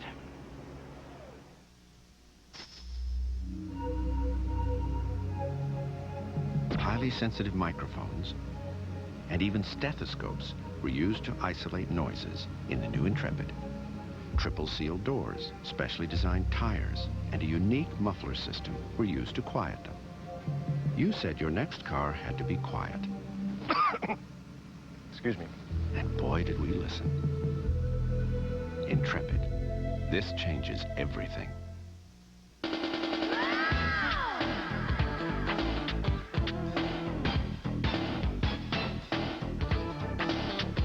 For the first time ever, the expansion Florida Marlins come to the Fed Thursday, June 17th and Friday, June 18th. Then the Upper Deck Heroes play Saturday, June 19th before the Marlins game. And it's a free vintage 1933 baseball cap for all men, Sunday, June 20th at 1:35. Order your tickets in advance. Call 463-1000. And back here at Veterans Stadium, Gary Maddox joins us. It's going to be like a night off for you tonight, isn't it? Oh, yeah. Working 3 innings, man. It's a piece of cake tonight. It's a good ball game. Phillies are hitting the ball quite well. I'm impressed with this kid, Harnish. I like his delivery, and I see right-handers already starting to have a little trouble with him. And the Phillies are depending on that left-handed bat, and they're getting it from Dalton. Hollins is hitting the ball. How about Eisenreich? So, you know, when a guy has a deceptive motion like that, it can be trouble. But the left-handers seem to be sitting pretty well. Caminetti will lead it off. Terry Mulholland has 5 strikeouts through 3 innings. As you know, he struck out 14 his last time out, a career high and a league high for 1993 thus far. Again, what we have in common here, these are good players, but they're still inexperienced players and someone that Mulholland can take advantage of. He's given up a few harmless hits. A couple of them have come with 2 outs when he's just challenged, some hitters. Terry Mulholland against Houston lifetime here at Veterans Stadium is 1-1 in 6 games with a high earned run average of 4.75. He leads this game 3-0. We're in the 4th. Last time he pitched, it was scoreless going into the 9th inning, and Colorado scored 2 and won 2-1. There's that breaking ball again, and he swings and misses. Does Caminetti, 1-2. Caminetti, James, and Service here in the 4th. It's still continuing to rain here, but quite lightly at this time. Fouls at home plate. There's just no big secret what he's doing up here. He's pitching these guys fastballs away and throwing them that hard slider in. The thing is, he's getting it right in the perfect location, and he has them completely off balance. Well, you pitch in and out, with the stuff he has, you got a chance. And if you can pull the string a little bit on him every now and then, perfect. Tried to backdoor Caminetti that time and missed 1-2. Send get well wishes along as you see Caminetti against Mulholland to employees Usher John Anderson and Francis Reeder, and also get well wishes to John Lucha. Grounded to Hollins on a big hop. Dave has it. Strong throw, a little low, and Truck grabs it, 1 away. He kind of slung it across there, didn't he? 1 out here in the 4th inning. Caminetti hit a vicious line drive his first time up to left field. 2 men were on at the time in the 1st inning. James, the batter, hit a fly ball to Lenny Dykstra his first time up. Chris James, who played last year at San Francisco. Boy, and a guy, Bob Watson, I know, who was just a guest here. He's very high on Chris. Yeah, we had a nice visit with Bob Watson. I know how much you think of him, and I really enjoyed his comments on the Houston Astros and his observations on the Phillies. A class guy, Bob Watson. Very much so. As we look at the major league teams Chris James has played for, starting his career in the Phillies organization. And he didn't go out and get, the Astros didn't go out and get Chris James to be a savior, but they got him as a guy with some experience who can spell the regulars. Uh-oh, here comes the rain. Hollins on another big hop. Fires the first, 2 out. Now it's raining as hard as it has at any point tonight. And there goes a little thunder, a little lightning over the vet. And that's going to get a lot of people heading out of here. The players don't like being out there right now, do they? Those lightning rods form of spikes out of there. Oh, and Bruce Fremming's going to call time with the lightning. Thunder and the lightning. Crew chief Bruce Fremming calls time. Lightning all around. Outs in the inning, and this should be number 3. And Mulholland gets 3 ground balls in between an unannounced rain delay. Yeah, we'll get that for you. No runs, no hits, no errors, and nobody left to the bottom of the 4th. 3-0 Phils. Yeah, I'll have a Coke. 83 National League champion Phillies. They'll come back to play a team of Major League All-Stars from the same team. See Mike Schmidt, Tug McGraw, Gary Matthews, and Gary Maddox, plus many more in the Heroes of Baseball game beginning at 6 o'clock. Compliments of Upper Deck. Call 463-1000 for your tickets. Love Crimes follows after the game tonight. Immediately after the ball game, as Patrick Bergen is a photographer who lures investigator Sean Young into a deadly trap in Love Crimes. A sizzling thriller tonight on Prism, on a sizzling hot night in the Delaware Valley. The only place to be for the summer of '93. Here we go to the bottom of the 4th inning. Terry Mulholland, Lenny Dykstra, Mariano Duncan. The game's still not official. It's a rain delay, by the way, Gary. 29 minutes. That's not a rain delay, Chris. I've had innings longer than that. Last night it was 151, so that was a lot better. Man, I know we hit for 45 minutes in one game. Mulholland struck out his first time up. Harnish has walked 2 unintentional, struck out 5. Phillies have out hit Houston 6-4 and lead it 3-0. Okay, I've seen enough of this delivery here. This is one of the funkiest deliveries I've ever seen. I mean, but if you see him from behind, you can see him take the ball out of his glove and put it back in. It's really. But I would like to see the shot behind, and you can really see it, but you can barely see it From there, he gets his glove on top, does a twist with it, and then brings it down. If you're hitting, you have to notice that. And as a right-handed hitter, that really is something that would throw you off. See the ball come out of there? Yeah, it's hard to pick him up, is what you're saying, huh? Oh yeah, because he does so much. He does so much with his glove, and it's all it is you're not used to it. And anytime you see something new, it's hard for you to pick up. Mulholland fouls it away. Harnish at this point in his career is a 500 pitcher, 43 and 43, has a 6-2 record this year with a 3.13 earned run average coming into the ball game tonight, and gives the Houston Astros a lot of innings. Pitched really well at the Dome and not so well on the road, and his ERA is 4.88 and a 1-2 record away from the Astrodome.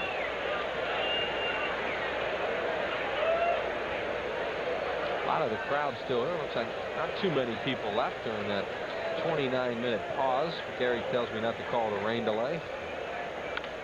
Check swing by Mulholland. Bagwell will make the race to the bag, and Mulholland running hard. He beats him one out. Okay, we're going to get a chance to look at this guy's delivery. Watch his glove, what he does with it, and watch the pauses in his motion. There's the first one right here at the top. Now look how he brings the ball out. Just twists his glove like that. And it's hard enough, and you got to watch a guy do that out there.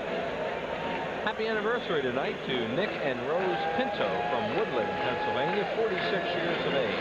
And you know, not betting married, I mean. Fregosi, having seen these guys before, you know, got as many left-handers in the lineup as possible, and it's not much of a distraction if you're left-handed. Right, you look at the lineup card, and he's all right-handed off the bench tonight. His plan is to try and get ahead with all the left-handed hitters and not have to worry about it, and so far it's worked, leading 3-0.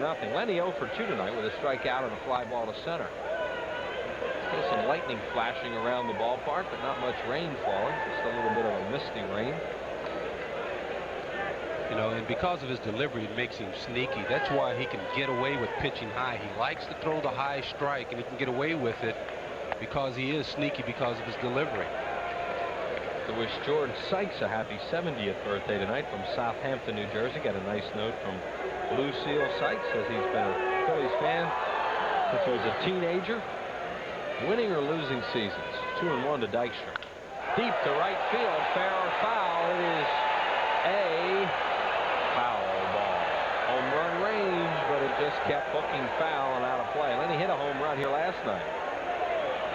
And since he said he was going to get to 300 by the end of the month, has he been on a tear? Just a little bit in on him. He hits it deep enough to get it out of there, but it was so far inside that in order to hit it on the good part of the bat, it had to go foul. So Dykstra back at home plate and a 2-2 count on him with Duncan on deck. Ooh. Deep to right field. Let's try it again. Back goes Anthony. Home run, Lenny Dykstra. His 5th of the year. He got that one.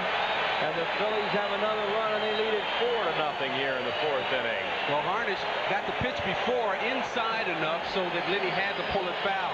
This one, he somehow got right back over the middle of the plate. I mean, almost the identical height. Except this one stayed fair. 9 home runs given up Pete Harnish, and Chento has just donated yet another $200 to the Child Guidance Clinic for the home run hit by this guy. Well, I tell you, how hard is it to hit 2 home runs in 1 at bat? Lenny, you don't want to waste them like that. That's a good piece of hitting. He's hot. Speaking of hot, here's Duncan, who's 0 for 2 tonight, has a 13-game hitting streak working.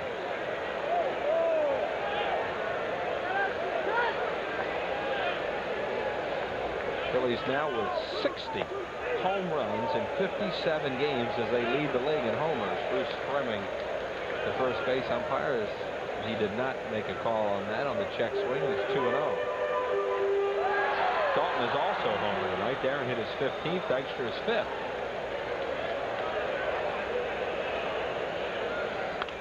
Duncan pops it up. It's playable. Bagwell. And there's 2 down in the inning. That'll bring up Kruk 1 for 1 tonight with a single, a walk, and a run score.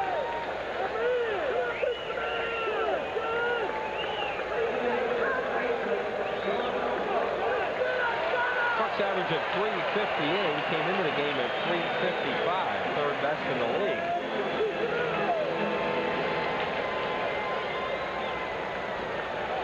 Bonds has cooled off a little bit.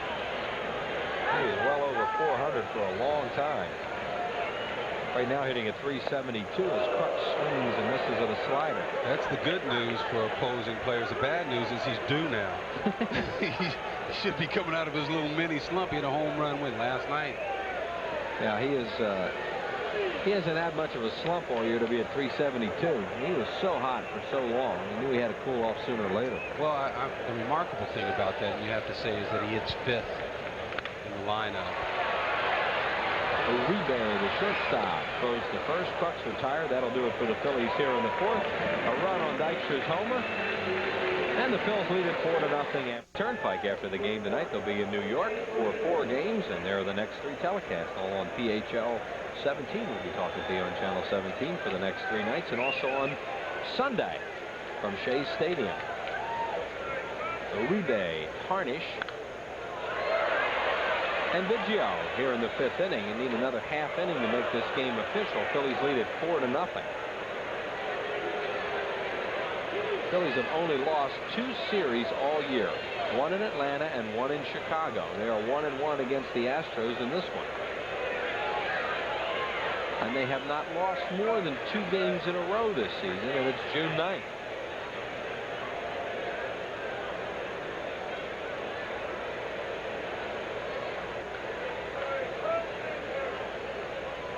The Whiz Kids lost 5 in a row 3 different times in their championship season in 1950. That was Whitey's team.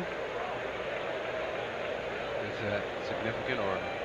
Well, I think 2 in a row. I mean, 2 in a row is kind of amazing. Not to have lost more than that at this point. Well, a lot of time around here we didn't win in a week. Ground ball is short, hit hard on 1 hop to Duncan, who throws him out 1 away. And here's Harnish. He's going to stay in the game and bat.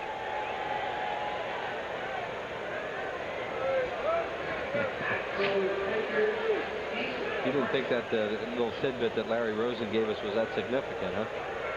No, I just don't think Larry is significant. I think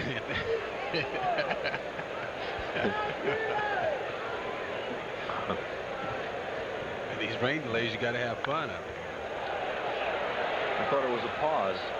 Fouled out of play by Harnish. Harnish has struck out. He's 4 for 23 on the year. That's 174 with 2 runs batted in.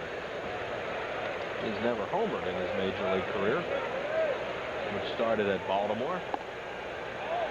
Pitches inside, 1-1 to Harnish with Biggio on deck. 4-0 Phillies in the 5th inning. We had a 29-minute rain delay, and lightning continues to flash high overhead, but no rain since we resumed play about 15 minutes ago. Swing and a miss at a breaking ball, 1-2.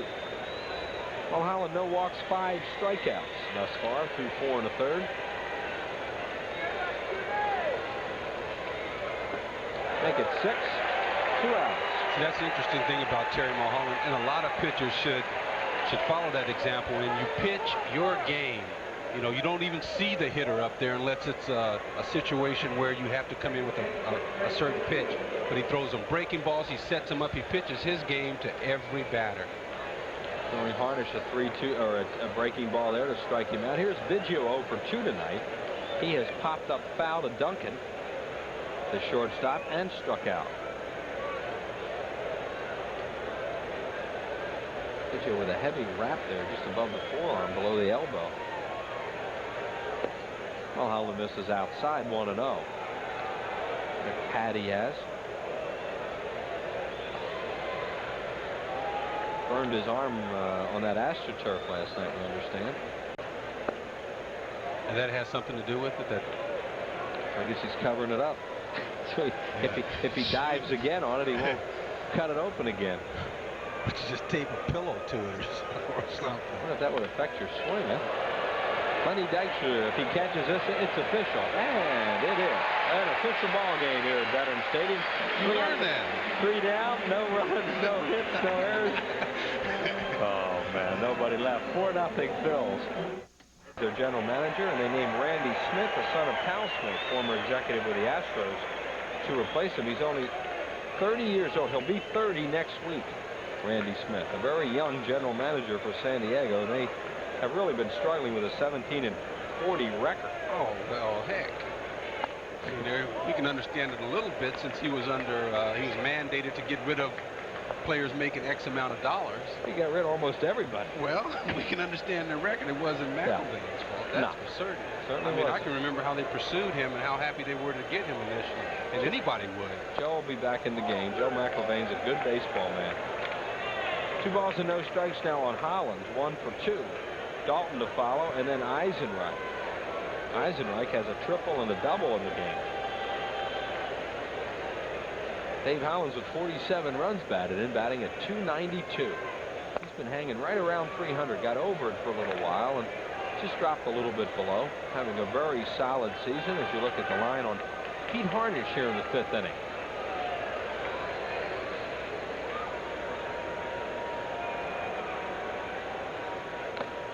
Foul tip held on to by Service. And the count is 2-2 on Dave Hollins. Phillies play the Mets 4 games, then they move into Montreal for 3 with the Expos. Come back here next Thursday for the first visit ever of the new Florida Marlins. See, Dave Hollins knew he swung too hard at that. That's why he walked out, got himself together, and said, now, I'm just going to try and make some good contact. Tried to make it 3 home runs tonight. He thought that was low, and he may have had a point. And he just stands there and looks at the home plate umpire, Gorman, puts his hands on his hip, and then walks away. That's strikeout number 6 for Harnish. A lot of times the catcher, Service in this case, could knock the ball down and would be deceptive. You see how he caught it and just took it down, but the ball was low. Yeah, he had a good point on that. I mean, the fact that Service knocked it down made it even more obvious.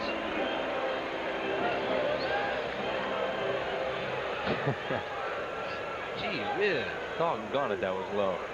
Dalton pop-up foul out of play. Dalton launched his 15th home run of the year back in the 2nd inning to give the Phillies a 1-0 lead to deep right center, then grounded into a fielder's choice his last time up. Well, he and Eisenreich were probably together during that little short rain delay, saying, boy, you think our hits are going to count? Darren's been around here long enough to know that this game was not going to be called quickly. No balls and 1 strike. If you don't think that that's a concern to players, then you don't think they're human beings. Because you have a home run, and in Jim's case, a couple of knocks, you definitely want those to be in the record book. Yeah, if you're 0 for 2, you don't care. No. Well, you care about the victory. Winning, yeah, you care about the victory. Yeah. He frames another one, does Service. This one misses outside. Eisenreich, the on-deck batter, is now 5 for 9 lifetime off Harnish.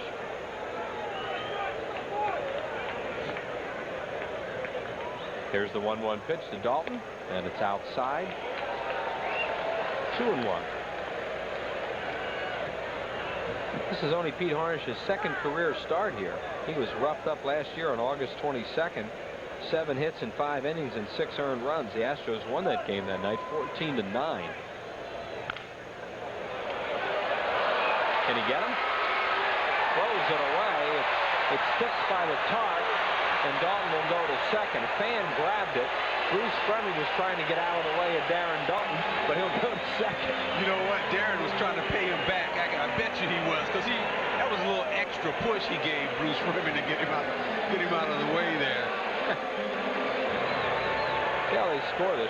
Could be a hit and an error. Probably. You see Harnish, he's going to go up high for it. Too high, just jump too hard, come down, doesn't get it now. He just rushes everything and throws it away. And Harnish may be hurt out there on the mound as we watch this again. And it is a hit and an error. Dalton's 2nd hit of the game. You have so little time to react if you're the pitcher that you tend to do things, over-exaggerate things. And he just kind of jumped as hard as he could, as quickly as he could, and looked like he may have strained something. Bob Cluck, the pitching coach, is now out on the mound as we look at Darren Dalton at second base. Right. That one hurt. Here's Eisenreich with the double and the triple tonight. That was hit number 8 for the Phillies, and the first error of the ball game, charged to Harnish, the pitcher. There's 1 out, and the Phillies have another runner in scoring position. Eisenreich tripled off the glove of Finley in deep right center, and then he doubled down the right field line. Double number 8, triple number 2. Eisenreich now batting at .354. And you know, the funny thing is he's probably only hitting about 330 or 320 off of right-handers. You know, he's hitting left-handers better than he's hitting right-handers. There's Juan Agasto warming up, the left-hander. And this is a good situation for him here, 2-0. He loves to know what's coming and puts a nice, crisp swing on it. Yeah, he's hitting 438 off left-handed pitching as he had a hack at a high pitch. Oh, see there, and even, I'll tell you, even Jim got a little hungry there. He got him a couple of hits, and then he went for the downs on that swing. 100 pitches for Pete Harnish.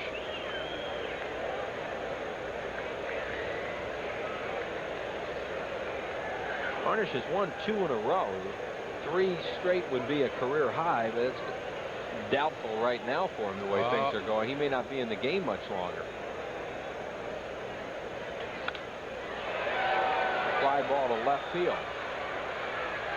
Chris James is playing. No, I didn't mean that the Astros weren't going to win the game. I meant that you know, that Harnish is a little bit of trouble right now to be the winning pitcher. Yeah. I heard you give that. Sounds like the kiss of death has already been given. No. I don't do that stuff. Seen it blow up too many times. I mean, we can run it back, but it sounded like I did know. It just then. Thompson with a strikeout and an intentional walk. Well, you guys are tough, I'm telling you. Here's a pitch to Milton, and it's outside. Anyway, Harnish will have a difficult time trying to pick up that win here, the way things are at this point. I'll repeat that. You know, Milt really wants to get a base hit. You know, he had a chance with less than 2 outs of driving that run. Morandini picked him up on that particular bat, but I know Milt, you know, he wants to get him a knock now. Deep to right field, down the line. This is a home run, Milt Thompson. And what a knock. His first home run of the year, a line smash. And the Phillies have hit their 3rd home run of the ball game, and now they lead it by a score of 6-0. It's getting a little tougher for Hardy. Okay, but there is, you know, there's nothing tougher for a batter to do when he really wants to get a hit, to go up there and be patient and put a nice swing on the ball. So Milt Thompson definitely wanted to get a hit, and then not only that, to capitalize on a mistake and then make it a home run. Here it is. Fastball up in the strike zone. Oh man, he just. Whew. Yeah, the only thing about that was it high enough? And it is just high enough. Into the Phillies bullpen. Art Howell on the mound making a pitching change. And Agasto at Tucson was 1-1 with a 6.75 earned run average, so he got promoted off those numbers, which kind of puts an exclamation point on Gary's point about what they are using right now for left-handers in their bullpen. Agasto throws a breaking ball and misses with it. Morandini tonight has singled and knocked in his 11th run of the year and struck out. Foul away. Pete Harnish charged with 6 earned runs on 9 hits in 4 2/3 innings, 2 walks, 1 of them intentional, and 6 strikeouts. So you see the importance of a left-handed pitcher. The Phillies starting all left-handers except Mariano Duncan tonight. You need a guy that can come in now and neutralize those guys. Augusto has a decent delivery, but you know, he's just not able to get the left-handers out. He's not doing the job. What a catch that kid made. He brought his glove and made a great play. Here's a screaming liner. Oh, look at that catch. Nice going. 1 ball, 2 strikes to Morandini.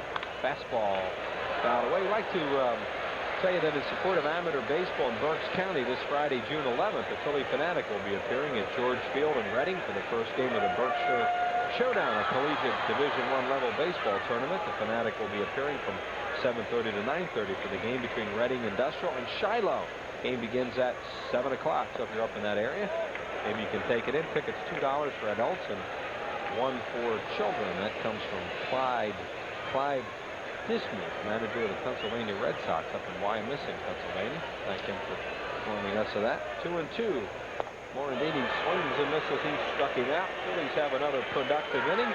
2 runs, 2 hits, Milt 735, and a business person special, number 2 on the year, on Wednesday, June the 23rd at 12:35. Call 463-1000 for your ticket. That's an interesting umbrella right there as we head to the 6th inning, and it is raining again as the umbrellas have started to sprout. The game is official now after 5. Actually only needed 4.5 tonight with the Phillies leading. been studying up on that rule. Finley, the batter, he is 0 for 2 tonight with a strikeout and a ground out.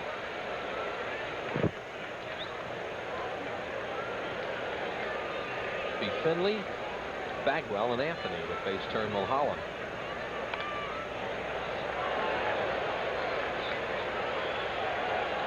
Superstar Gallery coming up after this half inning, and Jeff Bagwell will be Larry Rosen's guest. Steve Finley with a lot of balls on the ground by that graphic. Team going up to New York. I mean, the thing about New York is it's never late going to New York, is it? I don't know. I don't expect to see much of that turnpike tonight. Here comes this ball headed right for the camera. Look out.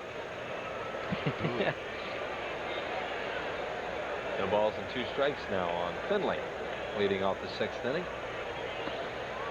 Checks and does, and it's 1 and 2. Mulholland has not walked about it. He struck out 6. He had 14 in his last outing. Terry showing no signs of any problems after that 29-minute rain delay.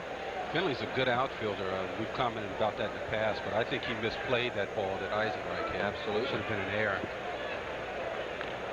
Fouled in and out of the glove of Dalton, 1 and 2. And a new baseball for Mulholland. Either catch these or you don't. Sure don't practice them. Dalton's caught a lot of them this year, though. Yeah, all you got to do is use a big enough glove and some will stick. And he's got that kind of trapper down there. You pick that glove up and it has a hinge. It's real loose and no padding in it. He says it really beats his hand. Truck retires Finley, 1 down in the 6th inning. When you're facing a guy like Terry Mulholland, and Danny Jackson as well, when they'll throw the ball inside on you, your reaction time is so short. You know, if you're looking, you don't want to look in a certain place, but if he throws that slider right in on you, you have to make up your mind quickly whether you want to swing at it or not. And if you're looking in there and he throws a fastball away, you're in trouble. So you have very little reaction time because he moves the ball in and out. Misses low with the first pitch to Bagwell, who's 2 for 2 tonight. He came into the game 3 for 42 and has a couple of base hits, one of them an infield hit, the other a solid single to center. 2-0. On deck batter is Eric Anthony. Jeff Bagwell, the National League Player of the Month for the month of May, out of the Boston Red Sox organization. Rips at it, fouls it back, 2-1. He had good grip, but you can see he was behind on the swing, and it's because Terry had been featuring that breaking ball in on him. That's what I mean. You make up your mind that you have to swing at a pitch and you have very little time, and you decide to go for it, and you end up chasing a lot of bad pitches in it. You can see he was late on that pitch. Ball slicing away from Dykstra. Is he going to cut it off? Yes, good play by Dykstra. It'll be a base hit, and he'll hold Bagwell at first. Fine play by Lenny Dykstra on the wet turf, and the fans applaud his effort. Well, more so on the wet turf. Obviously, it's important that you're in positioned right. And Lenny Dykstra, knowing that Bagwell loves the inside out that ball, playing him somewhat that way, is able to get over there and cut that ball off. You see that pitch is inside there. He doesn't try and pull it, but fights it off in the right center. You have to be strong and disciplined in order to do that as a hitter. That's what he does, too. He's an inside outer. There is one in this league. Eric Anthony, the batter, 1 for 2 with an infield hit and a strikeout. He swings through one. On deck batters Caminetti. Anthony having a solid season for the Astros. Probably would like some more production out of him RBI wise. Just 29 of them hitting out of the 4-hole. That was a big thing the Astros were looking for. Drove in 80 runs last year, hit 18 home runs. That was satisfactory for them, especially playing in a ballpark like the Astrodome. But they'd love to see him do that on a consistent basis, and that's what they're looking for this year. Astros, as Mulholland moves over, they're coming to play tonight. 8 games over 500 at 32-24 in second place, 3.5 behind San Francisco.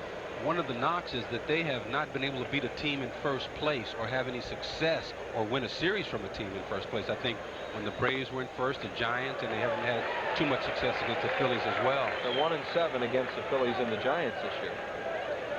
That win coming last night, of course. 0-2 now to Anthony. But, I don't see that as a negative in the sense that as the season goes on and the players mature a little bit, they'll learn to do that. That's something that you can gain over the course of a year. So if you do happen to get down to September and you're still in it, you know, those players should be coming around by now. You're not as much in awe of the players you might see on some of the other teams. Line drive, right field, Eisenreich right there makes the play. Mulholland made a good pitch on Anthony and jammed it. He made a good pitch on Bagwell also, but Bagwell hits the ball inside out, and he got a base hit. Anthony tries to take the same type of pitch and pull it. That's when you're going to get jammed. I mean, when you have very short reaction time, the easiest thing is just to inside out it and hit the other way. And that's why you have to do that on pitchers like Terry Mulholland. Caminetti, a line drive to left his first time up, and a ground ball to third. Fly ball deep left field. Thompson going back at the warning track. He has room and makes the play. Caminetti just missed that one. In the inning, no runs to hit, no errors, and one left. We go to the bottom of the sixth inning. Phillies lead at 6-0. Time now to visit the Superstar Gallery tonight. Larry Rosen profiles that guy right there, Jeff Bagwell. Area traded to Houston for Larry Anderson, and has done an outstanding job with this ball club. Well, Rene Latchman and his Florida Marlins come to town for the first time. That will be next Thursday. We'll be back on Prism to bring that game to you. Larry Rosen has the pregame at 7, and then we'll be on at 7:30. Your first chance to see that ball club here, and it's starting to rain a little harder as more umbrellas are coming up. Mulholland, the batter, he's 0 for 2, facing Juan Agosto for the first time. The pitch is over for a strike. It'll be Mulholland, Dykstra, Duncan here in the 6th inning. Phillies lead at 6-0. They've hit 3 more home runs, now have 61 home runs on the year. Cento's donating a lot of money this year. Man, I think the most they had done in a year was 22,000, I believe. And the season just a little over a third now. Philly's doing some major bombing this year. The reason, that's probably the reason why Cento's not sending us any more of those packages, you know, because it's all going, the pasta, the sauces and everything, it's all going into paying for these home runs. So it's a good cause. I kind of like the way you subtly begged them. Pitch is a little low. Those are my buddies over there. I've been to the warehouse. I've been to the plant. We do things together, Chris. So next week you expect to see some baskets here is what you're saying. No, I know that if I wanted some basket, I'd call up and say, Al, look, man, bring some baskets over for me and the guys, and it would happen. We'll make that call tomorrow. Grounded to second. And Mulholland is out, 1 away here in the 6th inning. I mean, Whitey over on radio, when he gets hungry, just starts talking about wanting a pizza. Here comes one from Celebrezze all the time. I mean, it's flagrant. Lenny Dykstra, the batter. He has a home run tonight. Unusual last time up. He hit one foul on the next pitch, hit it out fair. All 3 of the homers coming off the start of Pete Harnish, the pitcher of record. Dykstra facing Agosto for the first time tonight. Agosto coming into the game to get Mickey Morandini to end the 5th inning. See what Lenny Dykstra did there. He took the pitch he was taking all the way and just hoping that by some chance Agosto would make that a ball so he could sit back and look for fastball. Now he's going to get breaking ball once Agosto threw the first pitch a strike. He's going to come back with that breaking ball. But Lenny was hoping to get ahead in the count and then be able to deal with this left-hander. You might expect off a left-hander like this. He's 2 for 11 lifetime at 182 with no homers and no runs batted in. Agosto's had some good years in the league. Struggled the last few years. Oh, there's that breaking ball again. Misses. 1 and 2 as a misty rain continues to fall, but has let up. There's a novel approach to an umbrella. Here's the 1-2. Biggio on a big hop throws. Got him. Nice play by the second baseman, Craig Biggio, 2 down. Lenny Dykstra hustling down the line, and that's the type of pressure you put on a second baseman. You get down there hard, you make them have to make a good play on that. And this time Biggio comes up with it. But look at that. Dykstra being left-handed with good speed, gets out of the box quick, and Biggio knows he has to hurry and just gets him by a step. Biggio, the Seton Hall product out of New York State. I said he was from New Jersey the other day. He went to college. You know, that's what's really amazing about major league players, especially on defense. The balls they get, it may look like a routine ground ball, but they don't have much margin for error. You bobble it, the guy is safe. You don't make a good throw, the guy is safe. So the defense is underrated, but these guys do it well. Well, the key to it is to make it look routine as he did there, and it certainly wasn't. Duncan tonight's 0 for 3, still sitting on that 13-game hitting streak. He certainly would like to make it 14. Well, and he's a lot happier to have Augusto to hit off of than Harnish, who had been giving him a little trouble. He got a little left-hander now. And we know, I've seen Mariano Duncan get that look in that right field look in his eye, and he'll nail that ball out there. And Augusto's been going away from him until that pitch, and it's inside 2-1. The on-deck batter is Kruk. Phillies 6-9-0 here in the 6th inning, and the Astros 0-5-1. Mariano has been a good luck charm for the Phillies this year when he starts, as you see by that graphic.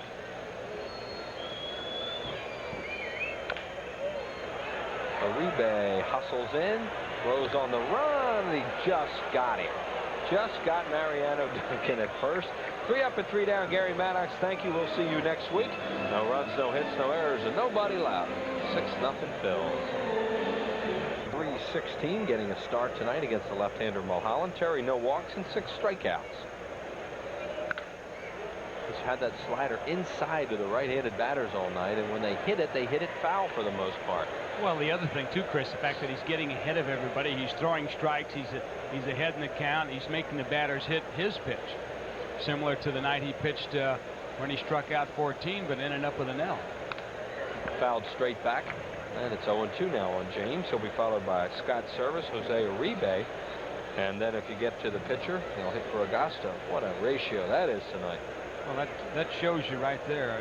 He's been ahead all night, and of course tonight he's got 6 runs to play with. Right. The other night he was riding a fine line in that ball game. Right. In fact, at this point it was scoreless against Colorado. That ball hit about 8 people and finally bounced into the Phillies dugout. And Danny Jackson was sitting down there on the step, and he grabbed it and threw it back out to that fan.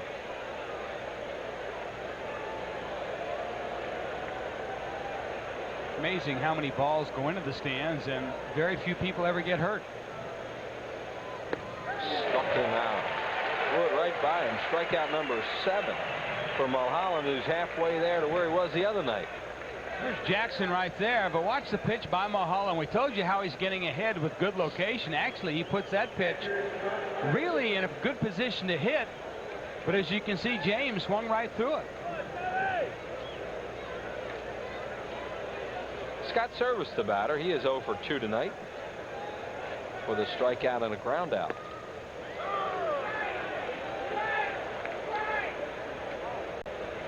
In between the time that you and Gary were on, we were talking about all the home runs both these clubs have hit. And the remarkable thing for the Astros is they've hit 32 in their home park, the Homer Dome, which is they're calling it now, which for years and years was always a pitcher's ballpark. And the big reason is they've brought in the fences, and they've also brought up the temperature in that. The temperature, they used to keep it at about 78 degrees, huh, Chris?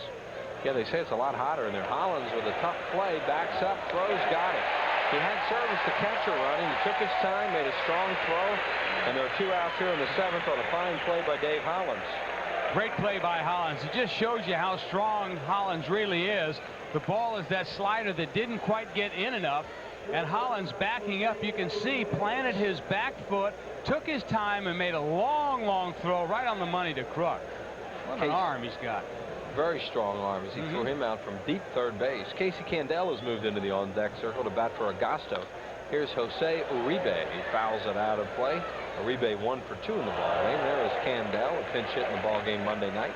I wonder if the Phillies have seen enough of what they want about Uribe, or really convinced of this, huh?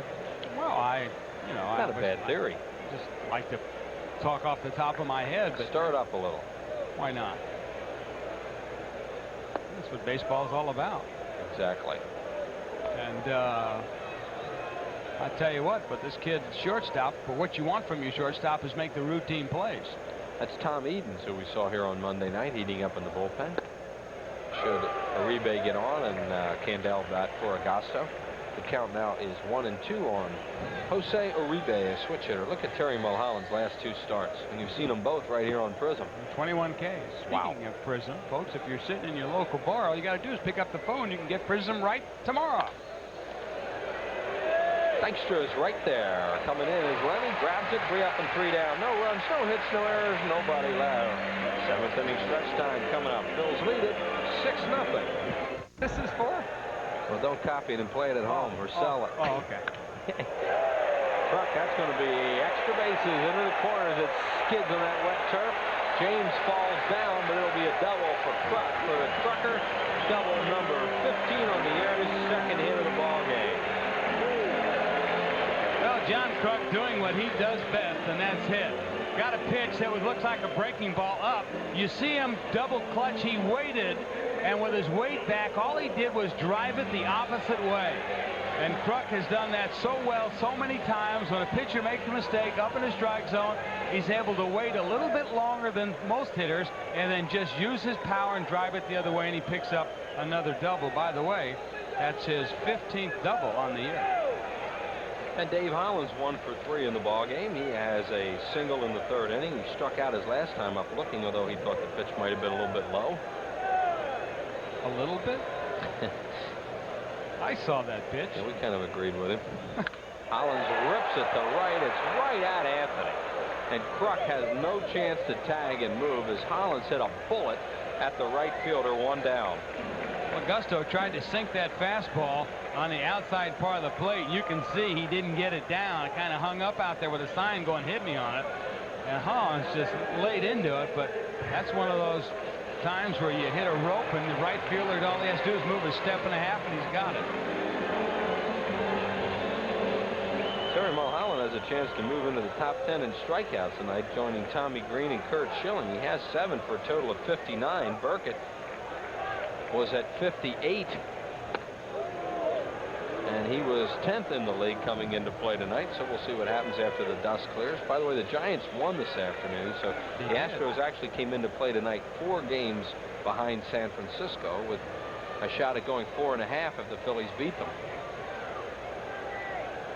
Dalton hits it foul first base side. Darren tonight is 2 for 3 with 2 runs scored and his 15th home run of the year and his 51st run batted in. The Phillies have a little streak of their own. You probably already mentioned this, Chris. They have not lost back-to-back games at home all year.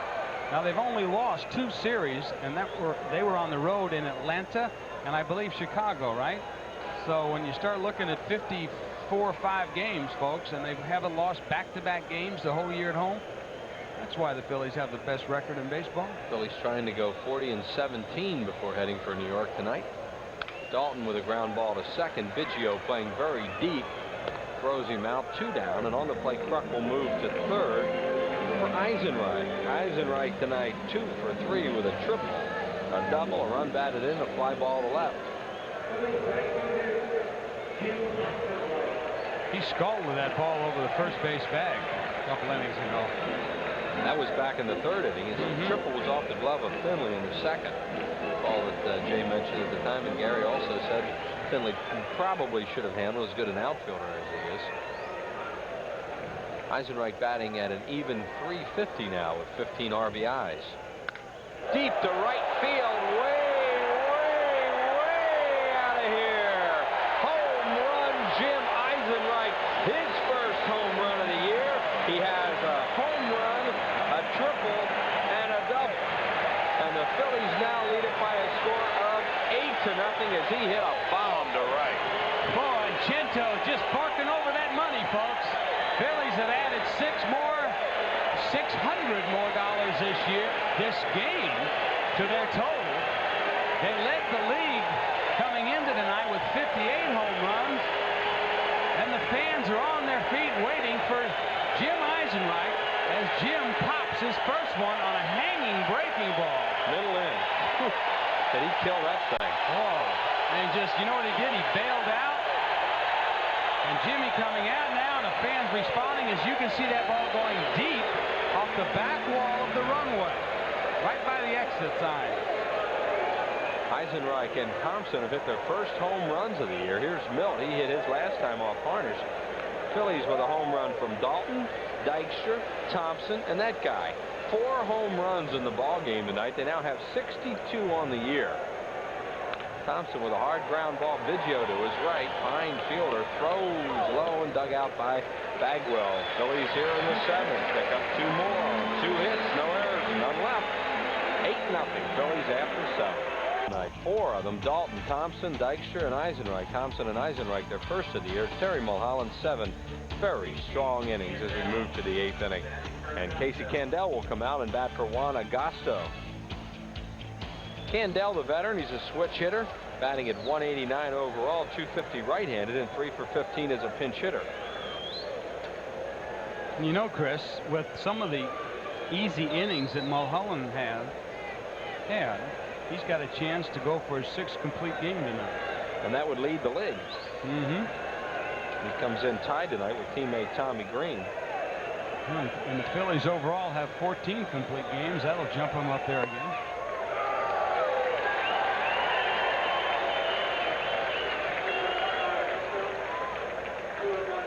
Juan Agosto will go 2 1/3 innings, 2 hits and 2 earned runs and 1 strikeout. Casey Candell started his career in the Montreal Expos organization. See, his mom was a star in the All-American Girls League. She recently passed away, and she had gotten quite a bit of publicity out of that movie League of Their Own. That is such a good movie about the women's baseball league. Yes, it was a good movie. Did you see it? Did you enjoy it? Yeah. I thoroughly enjoyed it. I enjoyed it. I couldn't remember the name of it.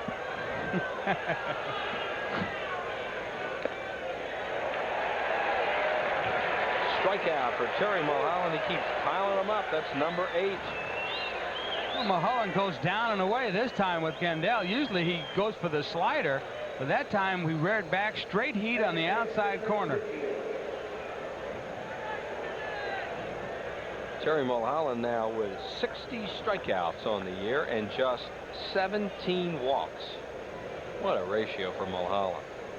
And the sad part, it only has 6 wins. Right, he's 6 and 5. He and Jackson have been the 2 guys that haven't picked up as many wins as they might have. Fouled out of play in and out of the press box and backed into the crowd. And Mulholland on his way to possibly winning here tonight, probably winning here tonight, as it's 8-0 and we're in the 8th, and he is in command of this one. Biggio's 0 for 3. He's popped up foul, struck out, and flied out.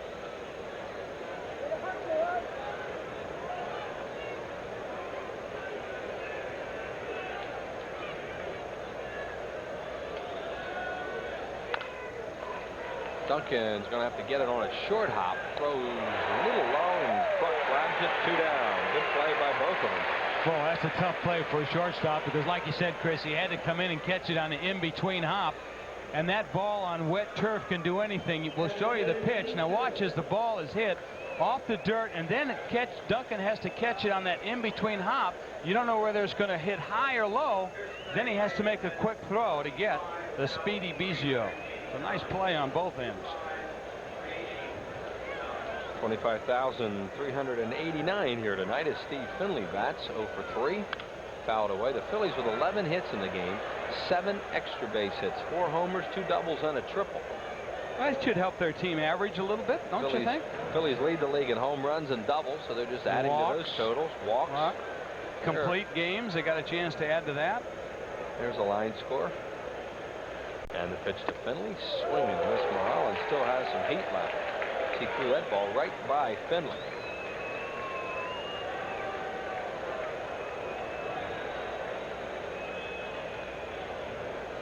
Cincinnati, Montreal are 2-2 in the bottom of the 9th inning at Olympic Stadium. We'll have the scoreboard coming up for you. After the 8th inning, he went after it. Struck him out on a breaking ball, number 9 for Terry Mulholland. No runs, no hits, no errors, and nobody left. We're going to the bottom of the 8th, and the Phils lead at 8-0. 8:05. Tom Edens will be the new pitcher. The new second baseman is Casey Candell, who stays in the game. He'll bat 9th, where he just pinch hit. And there is Edens, the numbers on him. Edens is 31 years of age, out of Ontario, Oregon. Now lives in Washington, the state of Washington. 6'2", 188-pounder. Once pitched in the Phillies organization for a while. Also with the New York Mets in the major leagues, Milwaukee, and Minnesota. Pitched in the ball game here on Monday night.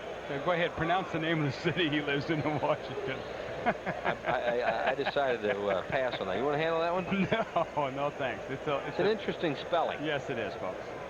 We'll spell it for you and let you figure it out. Morandini up the middle. The new second baseman Candell makes a fine play, throws out Mickey. So Morandini is 1 for 4 on his night. One out here in the 8th. It's Asotin, A-S-O-T-I-N. Asotin, Washington. That wasn't sure, so I just let that one go. Here comes Terry Mulholland, and what a hand for Mulholland as he is pitching another brilliant ball game. Over 25,000 here tonight. Many of them still here, even though we had a rain delay and the game's running a little late. It's been a rapidly played game, considering 29-minute rain delay. Mulholland is 0 for 3 tonight. He struck out, grounded out twice.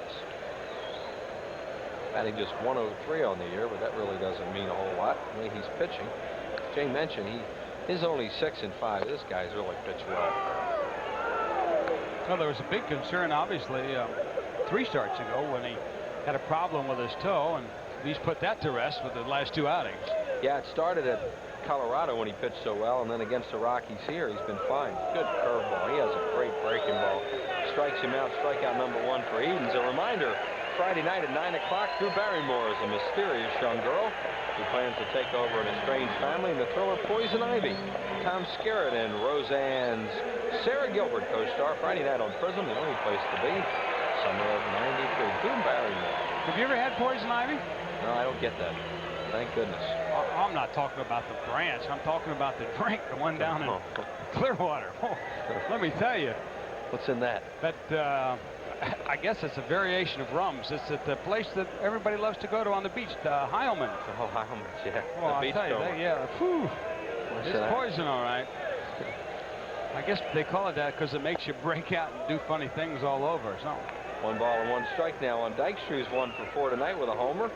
Lenny's 5th of the year. Phillies have hit 4 home runs in this ball game. All of them by left-handed batters.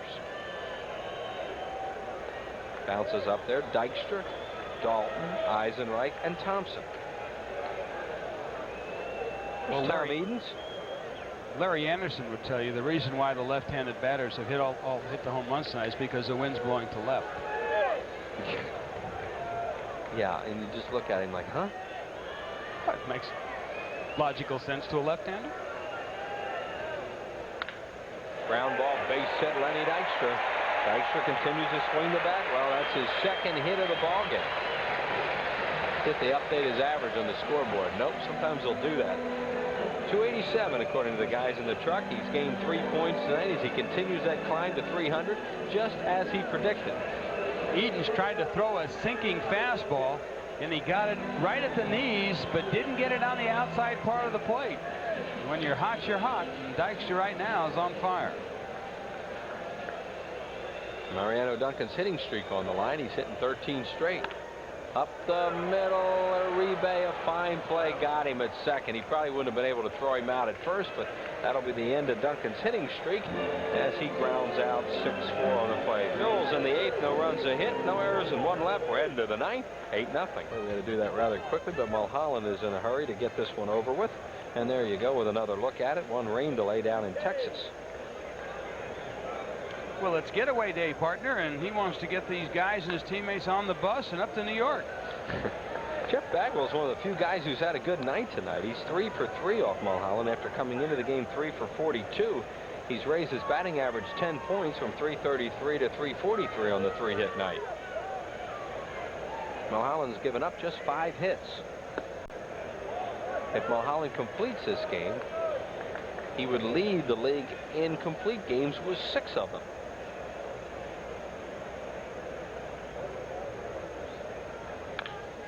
Ground ball to third. Hollins gets a funny hop. Strong throw. He got it. Dave Hollins has played well down there tonight. A lot of ground balls hit to the left side, 1 away. Well, the infield is still very wet, as you can see on the turf. Bagwell, for some reason, tried to pull his pitch that was outside. He had mentioned he was going to try and go up the middle the whole day today, but Hollins shows again how strong an arm he has. And Kruk stays on the bag.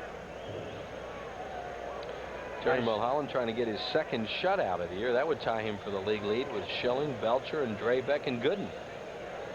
Eric Anthony, the batter, line drive center field and a base hit for Anthony. That is his second hit of the ball game, and that was on pitch number 100 issued by Mulholland. Just goes to show you what kind of control that Terry Mulholland has had tonight, with 30 players coming to the plate. He only has thrown 25 balls. Well, we mentioned he's only walked 17 batters all year. He has 9 strikeouts in the game. Here's Caminetti, and the pitch is high, ball 1. On deck is Chris James.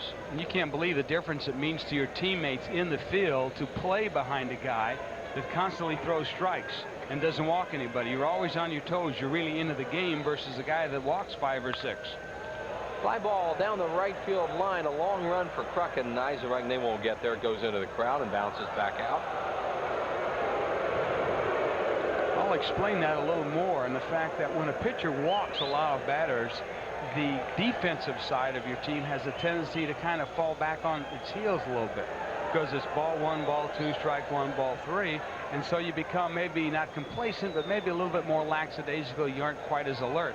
When you got a pitcher that throws nothing but strikes and you don't walk anybody, you got to be alert and ready to catch that ball. And the infield defense has played well behind him tonight. Line drive left field, hooking foul into the crowd. The fan just missed getting himself a souvenir. All he got was some sore fingers. I can remember playing behind Jim Cott.